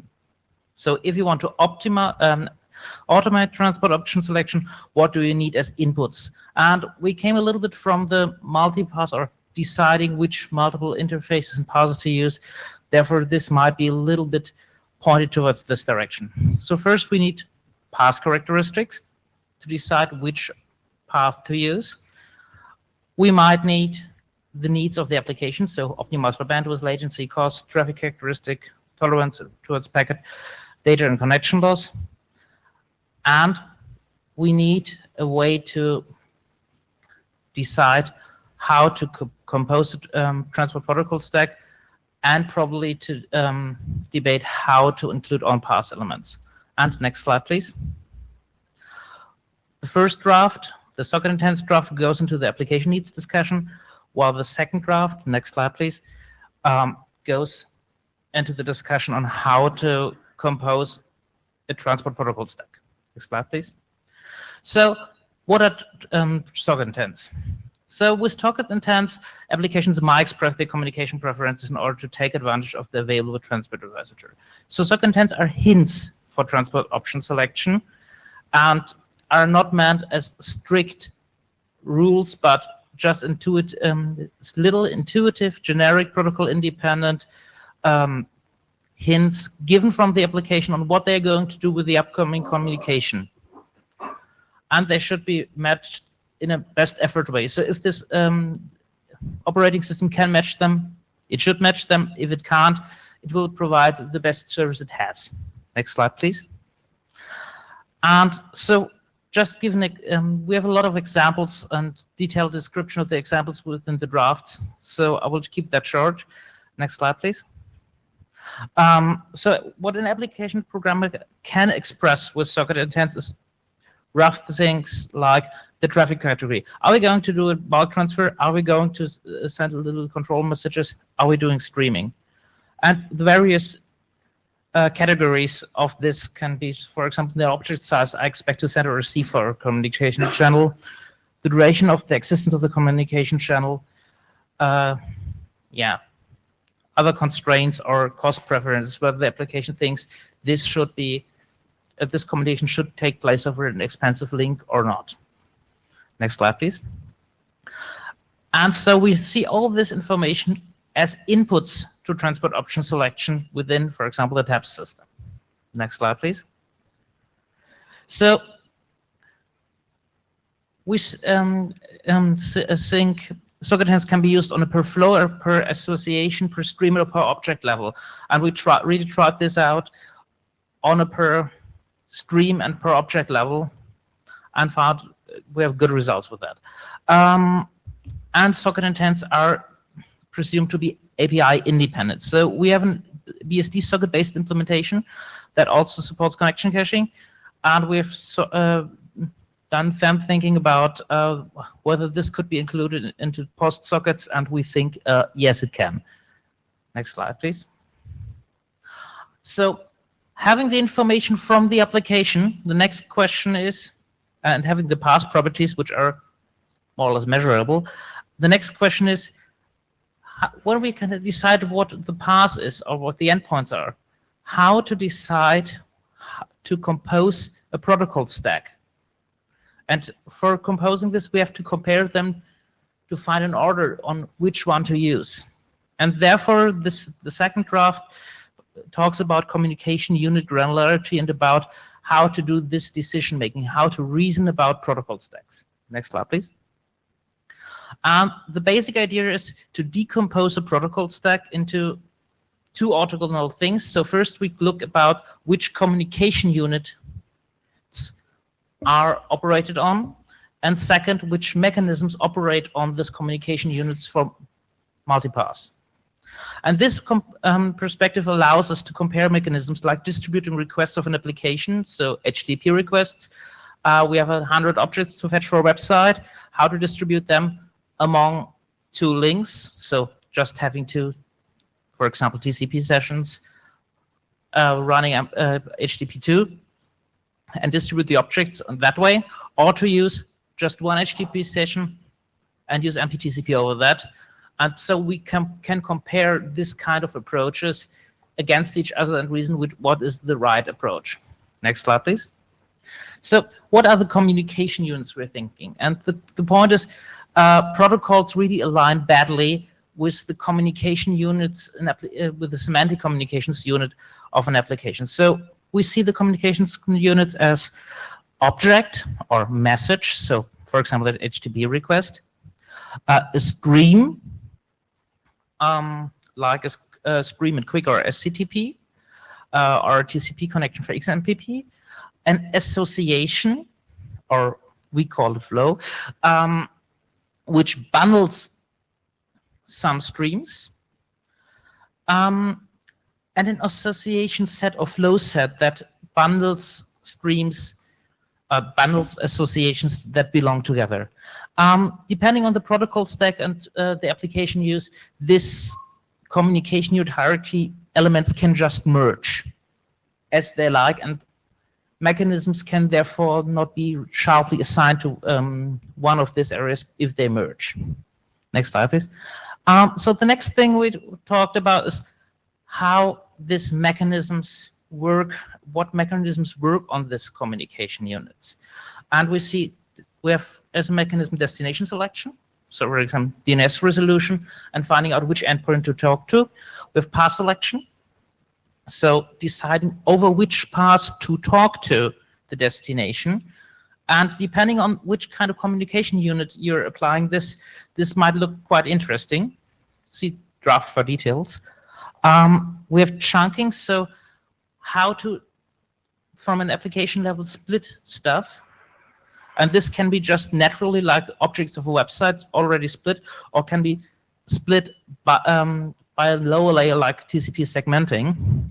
And scheduling, which can also be seen as the per object or per chunk path selection. That's deciding how to distribute the stuff. And we see with these mechanisms together with the communication units, now transport stack instance selection means just composing a system from protocol stacks instances that implement these mechanisms to come through a whole system. This is a fairly abstract and complex view, but I think it's the way you have to go if you want to reason about how to automatically compose stacks in a system.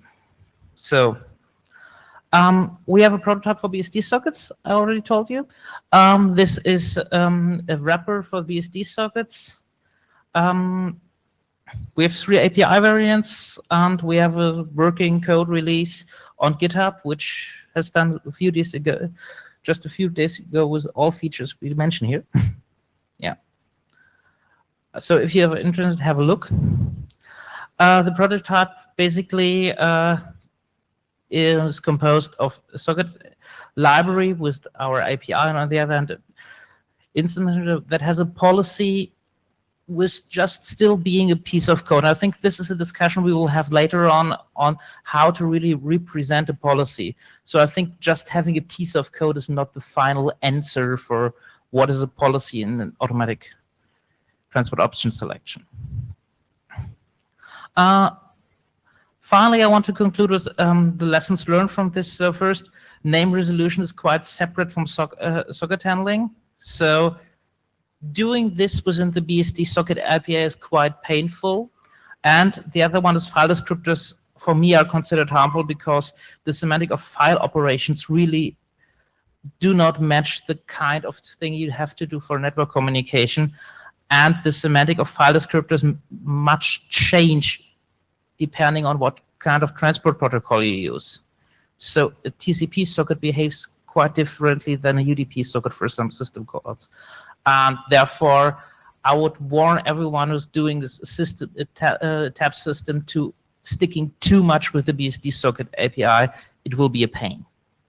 So that's it for the talk, and I would like to raise a bunch of questions. So first, how to proceed with the socket intents work. We now have a draft on that, and the question is the working group interested that I, or perhaps the working group, continue on this work, and how it will relate to other drafts, especially the one named. The second bunch of questions for the BSD sockets draft is proceed with this document. So we still consider this as background work for the socket intents draft, and therefore I will publish most of its contents in my PhD thesis and the tech report anyway. So if we just need something to cite, there's no use to work on this as an IETF draft further. And the third one is about the communication units granularity thing. What impact does it have on the terminology? And I think we can't discuss this today. Challenges on transport option selection, but this is, I think, interesting for further discussion. So, we have one more. Okay. We'll talk about get back to that. Okay.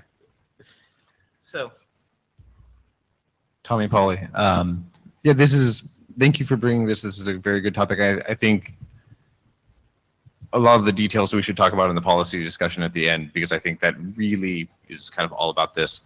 As far as the documents, I can imagine if we want essentially a policy management document to kind of go into those details, having something like this would be a very good starting point for doing that. I could imagine maybe having just kind of one document around that. You brought up the relationship with the TAPS guidelines document I had done. One question that I've been wondering is how to proceed with that, or kind of split that out into the various places where it should be. I think that also ties in well with the Happy Eyeballs document. So as a proposal, I could imagine that we could have, grow the Happy Eyeballs document, because right now it talks about, how you do the protocol stack racing. I think generalizing that to also potentially include some of the work that I mentioned with the, there's endpoint racing, there's protocol stack racing, there's other types of how you build your connection. I think that could be its own document of just the details of that establishment, which gets into some of the points you brought up in your documents. But then there's also the separate thing of how do we express the policy, and that's what's driving this racing tree. So maybe we end up with two there. But I think this content definitely needs to be brought in some form, although we may want to kind of chop up all of the documents and reassemble them into a Frankenstein draft. So.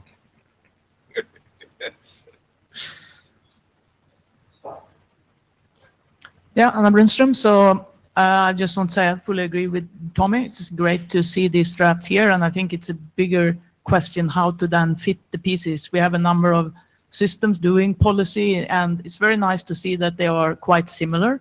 I mean, the flow is maybe different but the general structure is still quite. There is a lot of commonality, I think, between the different systems. So I think it's possible to merge into a number of documents that describe these different features that the TAPS system would need. So my view is that, the third phase, the third milestone for the working group was really about experimentation. It's like we've come up with a common language. Let's go build some stuff, see what works, see what we can learn out of it. If it turns out that there's rapid agreement and convergence towards certain common elements, like the socket intents as a language for as an input to a policy engine, or maybe different policy engines, that seems desirable.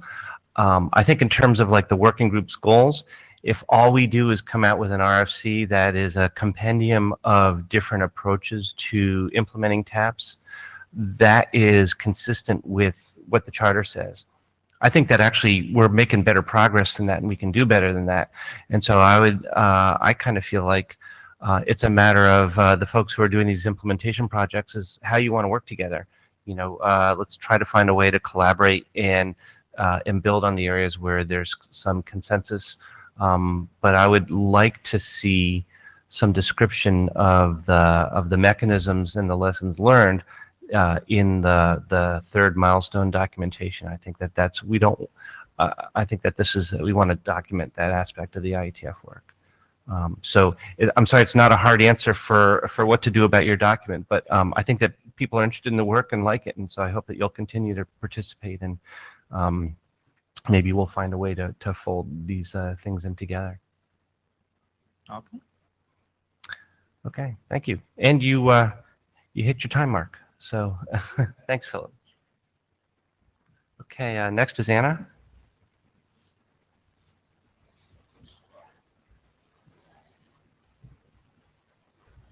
So do you think, Anna, you can do yours in 15 minutes? Yep. Okay. I think so. Mine is actually not that long, so. Okay.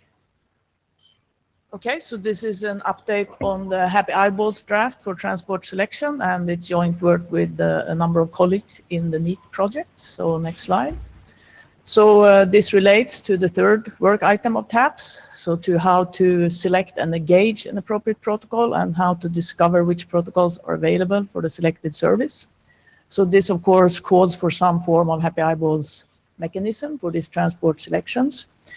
So we want to try multiple protocols in parallel here, so that to enhance performance, but of course in some intelligent way. So that's the idea of the Happy Eyeballs mechanism. Next slide.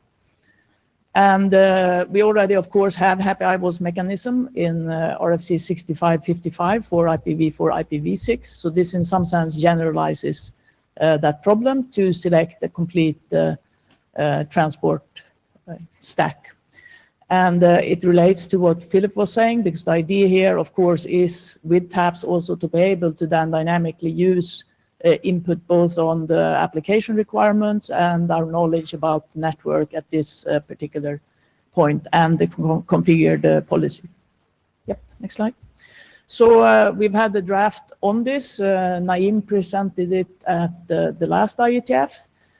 This is a summary of what we have updated. So we got feedback from a number of people, so thanks for that. So we improved the wording related to RFC 6555, which was not fully accurate. We clarified that the draft applies to connection-oriented transport, or transports that have some notion of connectedness.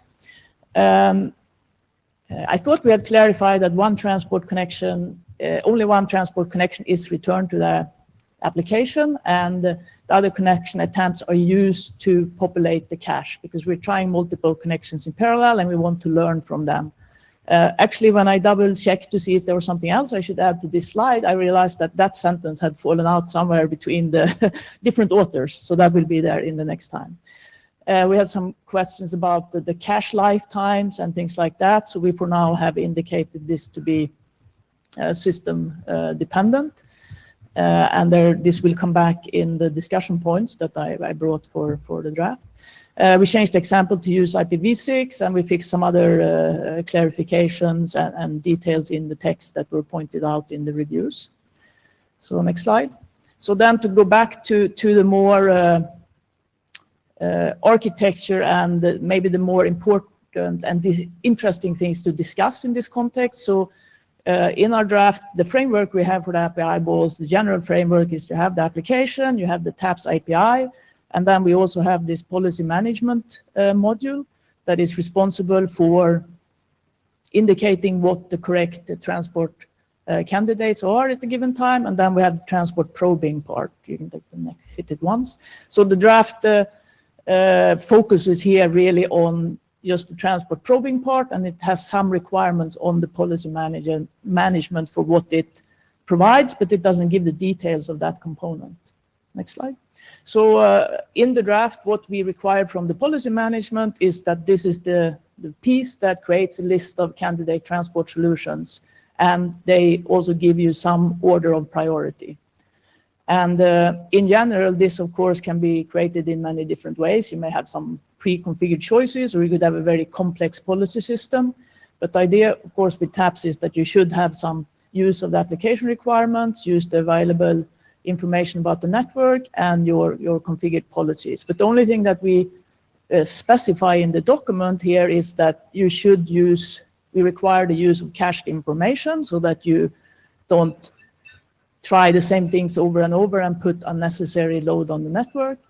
And if you don't have policies that specify otherwise, you should comply with the guidelines in RFC 6555. So other than that, we don't really specify the policy management. Of course, in the implementation of this in NEAT, we have a complete policy system that uses this information from the application and from the network and some notations and rules for how to apply the policies and derive the candidate solutions, but that's not covered in the document.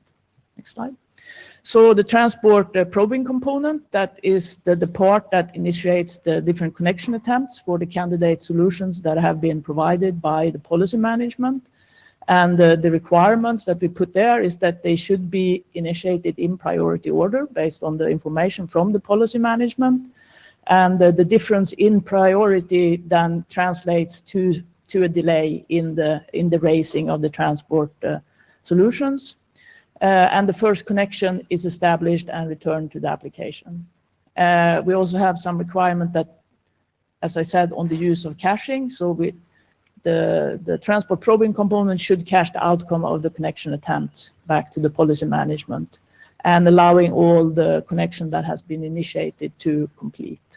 So those are basically the only requirements that the document set. Okay, next slide.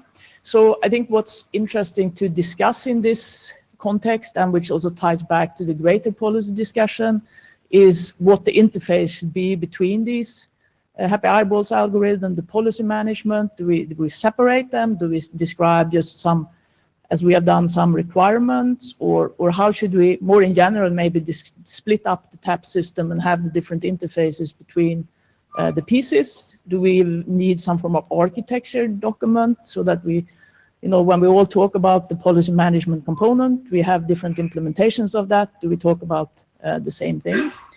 The other issue related to the draft itself is how much detail should you have on the Happy Eyeballs component. So many of the questions that we got back on the drafts that we submitted was on someone like the parameterization. So what should the cache lifetime be? So is that something that you should have guidelines on, or should that be left out as a implementation detail and be fully system dependent? Similarly, the time between the connection attempts should be like, regulate what the delays should be and so on. And similarly, should we have some rules in terms of how the candidate list is generated, how many different transport candidates you try in each, you're allowed to try, and so on. So those were the general questions that I thought would be interesting to discuss. Okay. Spencer Dawkins is a nosy individual. So since you mentioned the cache lifetime, I don't know whether this is more on your first major bullet about architecture or your second major bullet about Happy Eyeballs implementation, but it seems like there's also an interaction there with mobility, so that so the answer, the happiest answer that you could come up with might change as a result of mobility onto a different network path with different characteristics. So just having that, I think this is a great conversation to have, and I think that's something that should probably be on the list. Yeah, that's a good point. And I mean, you could certainly have also the cache being flushed because of external events like something moving. And Tommy Polly. So first, yeah, I think the model that you're going with is like 100% right. I think it's a very nice basis for this. Just a couple things. So as I mentioned before, I think it'd be good to try to bring in some of the other types of racing other than the protocol, just the transport protocol stack racing. Talk about the derived endpoint racing as saying Happy Eyeballs is happening here. Yep. And if you're dealing with higher level endpoints, like we have like phone door services going to hosts, include those. Yeah, you have the first step is not really there. Exactly, like right. 2 steps. Right. So yeah, kind of definitely. include more of the steps. To the first question, I think that it would be cleaner to leave them separate because our policy discussion, I imagine, will evolve and grow. and that can be somewhat independent from how we actually do this. So it's essentially, let's say, it takes input from this other policy management system, and then we can define them separately as long as. So I think, yeah, we should describe what the interface that the Happy Eyeballs algorithms need as an input, similar to how the transport protocols in their interface describe what they need as options to configure them. Right. For the second, just to comment on that, I think you could describe that on different levels also, right? Because it depends on if you see that these two components in the end should be separate and able to interoperate, or if it's a logical separation so that we know what the interface is. So we need transport candidates, we need some priority, right? That's like on a very high level what you need. If you needed independent components to interoperate, then you would need to specify exactly how that should be represented, and that's maybe not necessary if, I'm not sure if that is necessary, because you could implement that interface in different ways once you go to implement your policy and Happy Eyeballs racing, which would typically be on the same system. Right. So, but yes. Yeah, so we should get into those details. Yeah.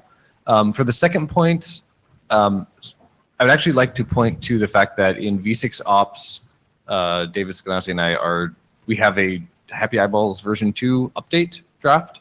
So there's actually going to be kind of like a BIS to Happy Eyeballs. So we, A, should reference that, but B, we could kind of follow the style that we're doing there, in which you define, there is a delay or there's a lifetime parameter that should or must be configurable on that system. And a recommended value is something like this. That's what we're doing there, of saying, here's how one sane way of calculating these values, but for your system, you could customize it. Yeah, so I think, that's certainly a reasonable approach. Setting the default may be a bit more difficult here, because the cached values could be, the problems could be on different levels, right? But yeah. Hi, Colin Perkins. So all the comments you're making about connection probing and candidate transports and so on, this sounds like you are describing the ICE algorithm. And stun and turn and all of those protocols. And I really think you need to look at what's happening in that space and reference it and bring it into this framework, because it's doing the same sort of thing for connectionless protocols. Yeah, that is true. This is looking, it has many connections to that. Yeah. Thank you, Anne. Okay.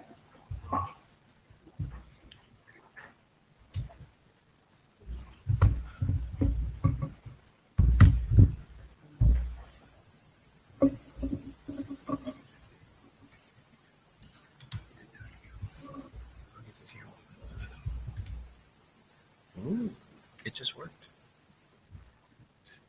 But right now.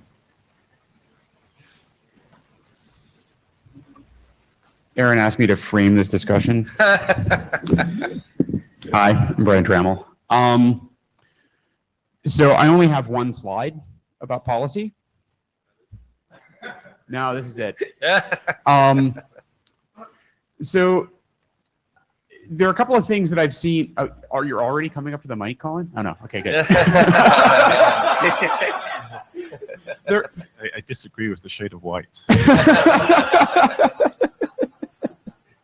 I've noticed a few things happening, and like a lot of the work that we're doing in TAPS right now seems to be converging very nicely. And one of the decisions that we seem to have converged very nicely on is to pointedly ignore the details of policy, because that's where all of the fun, hard stuff is. And I really like that the conclusion of the last discussion was, okay, now we need to actually start getting into details. And I think we do need to start getting into details.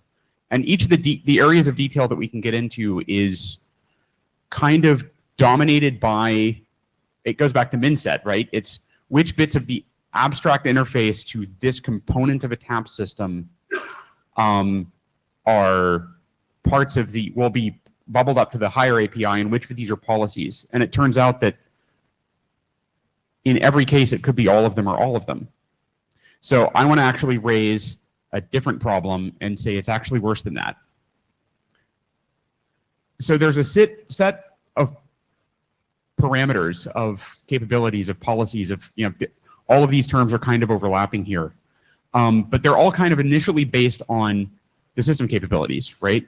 You can't, in TAPS, you can't raise transport protocols you don't have implementations of. It's very simple, right? You cannot raise IP protocols that you don't have implementations of or where you don't have a connection.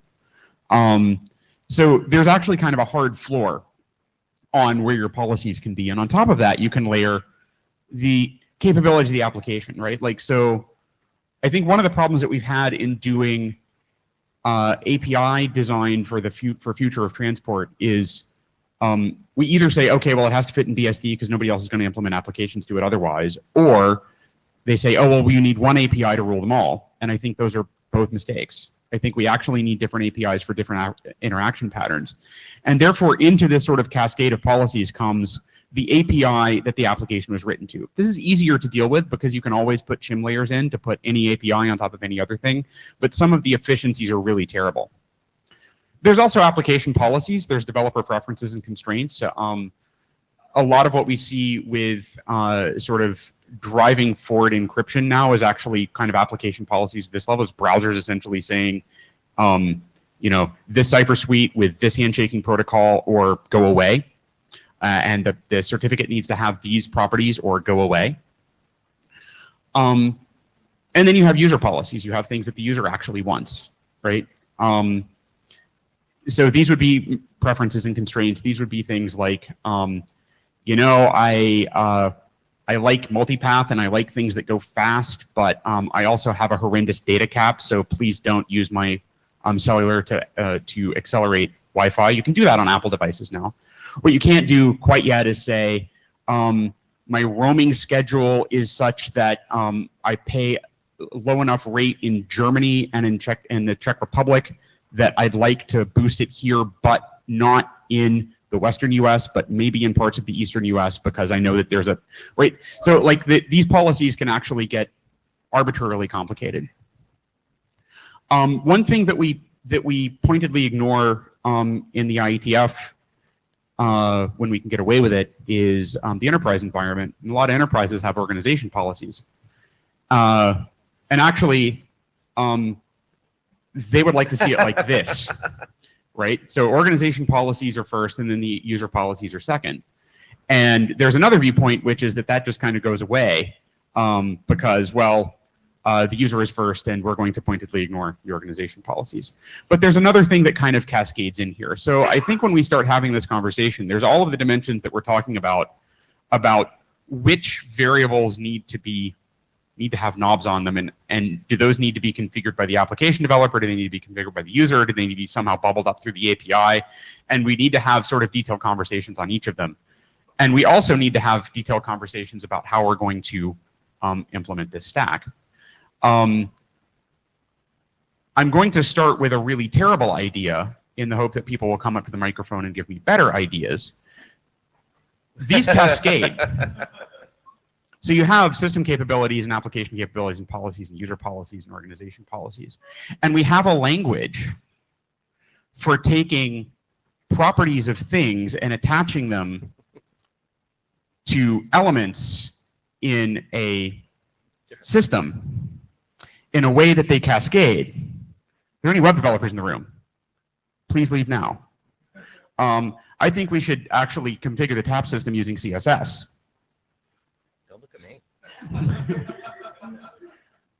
And I make this point for two reasons. One, it's not as bad an idea as it sounds like in the first time. I really want people to come up and tell me that it's a terrible idea and that we're not going to do it.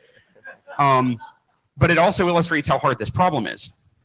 Because debugging CSS is maybe the great unsolved problem of the 21st century. And we've kind of decided that we're taking it on. So with that, I'd like to open the floor. Please tell me I'm wrong. Oh, that's depressing. This is easy then. You're wrong. You're wrong, but you may not be insane, Gory Fairhurst. Okay. Yes, but also what Colin said, yes, and maybe also yes to some of the things. There's multiple blobs in here that do quite different things. So there's stuff like to do with what your provider's offering. and all the interfaces and capabilities you have of your network. There's transports you're trying to figure in here, and there's some other user policy, which if you live in an organization isn't your policy, it's their policy. So there's multiple building blocks here, and I think we don't actually talk about these together. Maybe we should. Maybe we should kind of write some documents in this space that bring these things in here.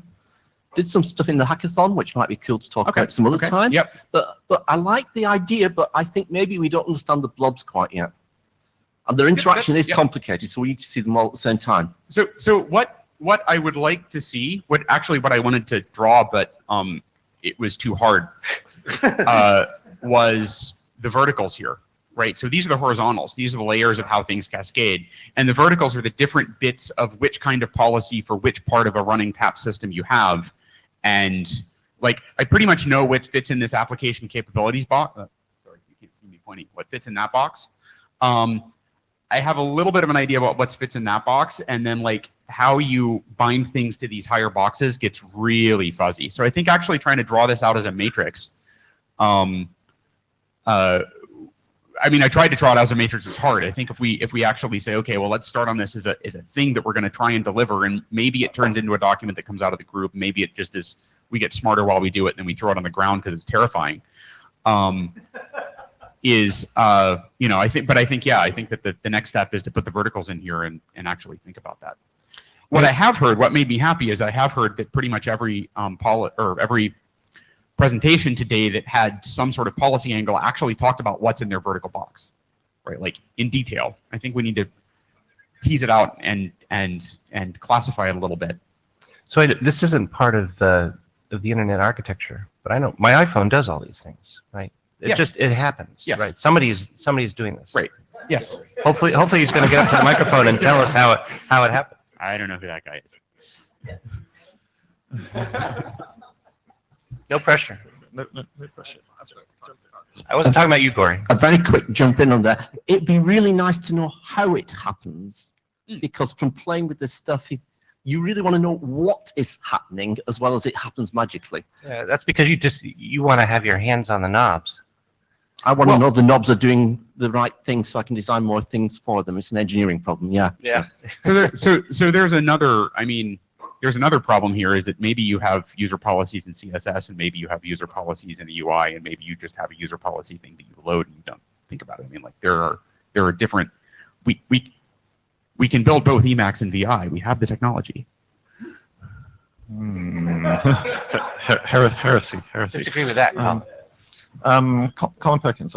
So I think we need to be careful to avoid the boiling the ocean problem. Yes. That's why I think that's why we've pointedly avoided this conversation, and now we've run out of stuff to do. So. Clearly, all the rest is just a matter of engineering. But I mean, there are pieces of this I think we can make a very good stab at. Mm-hmm. Which bits? I mean, the lower level bits. Okay. And I think we're engineers. We can make the engineering choices about, well, here are the knobs to adjust these policy things at these low levels. How much of the higher level stuff should be in scope for this group, and how much of it should be things which are configured as an operating system choice or something like that? I don't know. So I agree that the higher up this stack you go, the farther away from our scope we get. But at the same time, since these stack on top of each other, the choices that we make down here define the set of possible languages up at the top level. And we need to make sure that if we make any constraints on that we're doing it with eyes open. Yes, I agree. The perfect is the enemy of the good, and we can do a lot of things without getting bogged down. I'm not saying bogged down. I'm saying consider. Yeah, sure. Hello, Tommy. I didn't get to say you're wrong yet, so you're wrong. No, but am I really? In the details, we're all wrong, but in the high level, we're all right. So yes, I agree that not all of this needs to be specified in TAPS, but I think all of it needs to be acknowledged. Yep. By TAPS, and we need to define kind of the shape of that. So the main point in which I think you're wrong is actually the ordering of these. Thank you. That was useful. Can we go? I want to put the application boxes on the top. So. All right. So while Brian's editing that. Wait, hold sure. on. This? I was. Well, what does top mean? Yeah, sure. Okay. But Yeah, they're yeah. at one end. We're getting Yes, existential they now. are at one far end. The point of that. Okay, let's bring it back. Okay. So I think the application capabilities and system capabilities likely can collapse into each other and hopefully aren't too interesting. Yep. Because essentially it's like if I try to load protocol SCTP, I don't have it, it's just not going to work. Right. The race will fail, who cares? Life is good. I think the application policies is the main area that TAPS needs to figure out. I think that's built up a lot of what Philip was talking about of intents. I think we should break that into, because you have them already, prefs and constraints. Yep. So there's intents which go towards designing my socket options and stuff like that. Yep. I think we need to work on that list, and that will be a good piece of work to do, but it's not quite as tied into all of the other constraints. On the constraint side, so I guess the proposal there would be like, maybe is that part of the same CSS as the other layers? So you're using the terminology. No. So at least, so talking about our implementation, right? So Gory, I'll give you your details.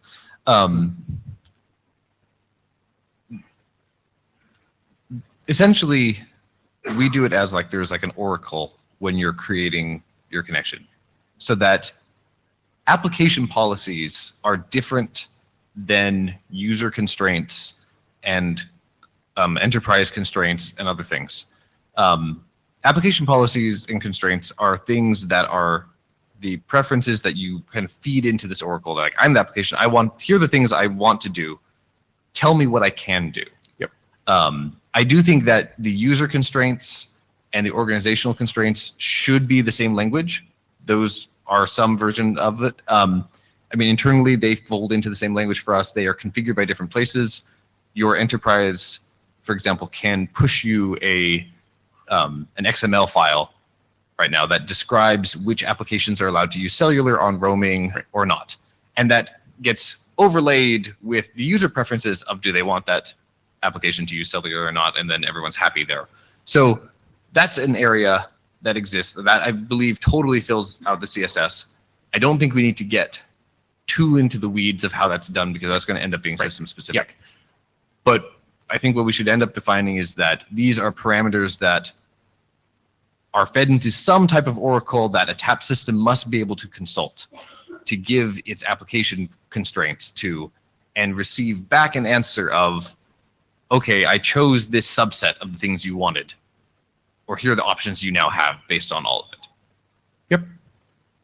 I'm going to That sounds just way more sane than what I did. make an observation about time that we're under 10 minutes left, so I encourage people to be brief. Spencer Dawkins, I'll drop one of my questions. It sounded deep for the other ones, and so this one, speaking as an AD, you were talking about,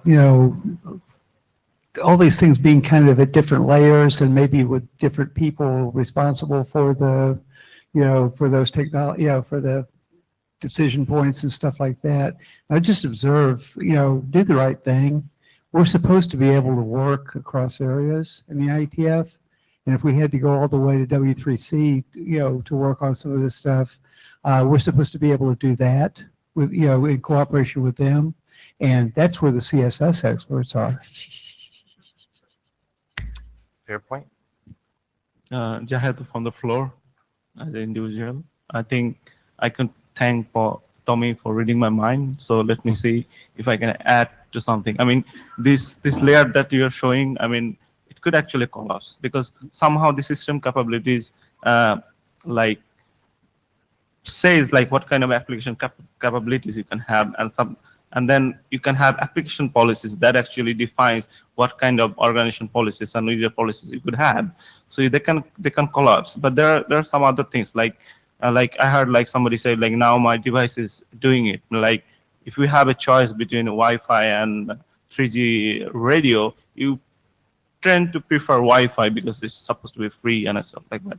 But things are happening in the other side as well. Like you can actually, the network or the operators, they can actually send a policy, say like, okay, you have data bucket. If you use this application, I'm not going to cut your data and stuff like that. So that also could be one thing that TAPS might want to listen to, and because that actually decides like how you're going to do your selections. Maybe in one network you select, okay, this works, TCP works. Another network, well, QUIC works. So that actually affects what TAPS gonna do. So my thinking is like all the policies decisions. I think we need to think a bit more. I think a bit more like robust way of doing it so that we can collapse and come to a like really minimalistic policy thinking. Otherwise, and we also need to think about like how TAPS will be used, where TAPS will be used, and the underlying network as well. Yeah. Thank you. So briefly, please, Phil. you asked us to say that you're wrong. You're wrong. I guess it's that you have two kinds of that kind of stack. So first you have the stack of capabilities of what can be done, and that's very below. Afterwards you have the policies, and this is what I consider policy more or less.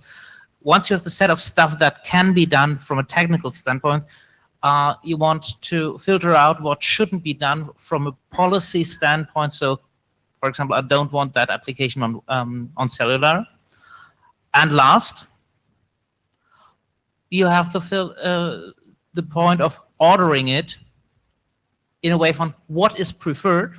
I think there this CSS really matches well the idea of how to do that. And afterwards, after we have this ordering, then you're back to happy eyeballs on trying out what of the order you have. And this might be really awesome. This might be end up in using always the last thing on the stack that's least desirable. But yeah. Cool. Thanks. Shweta, Cisco.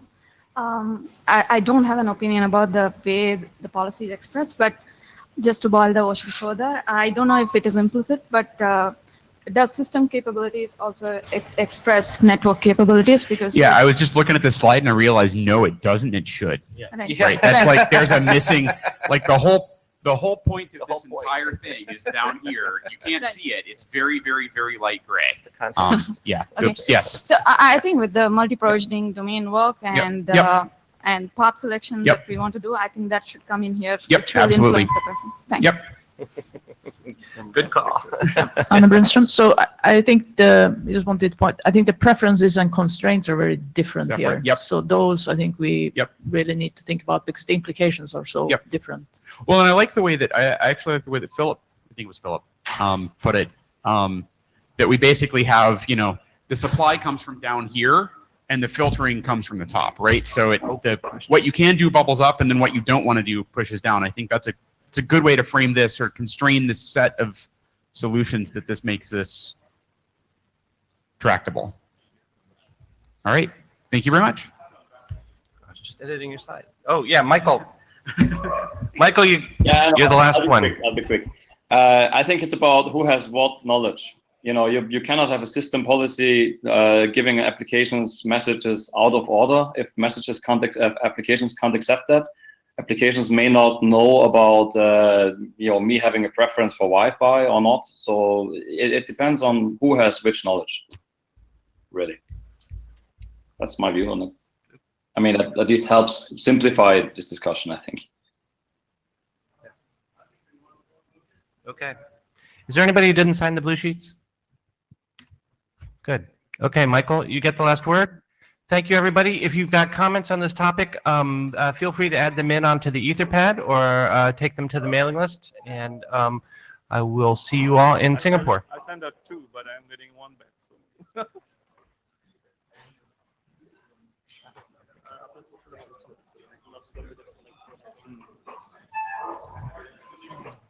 Either this.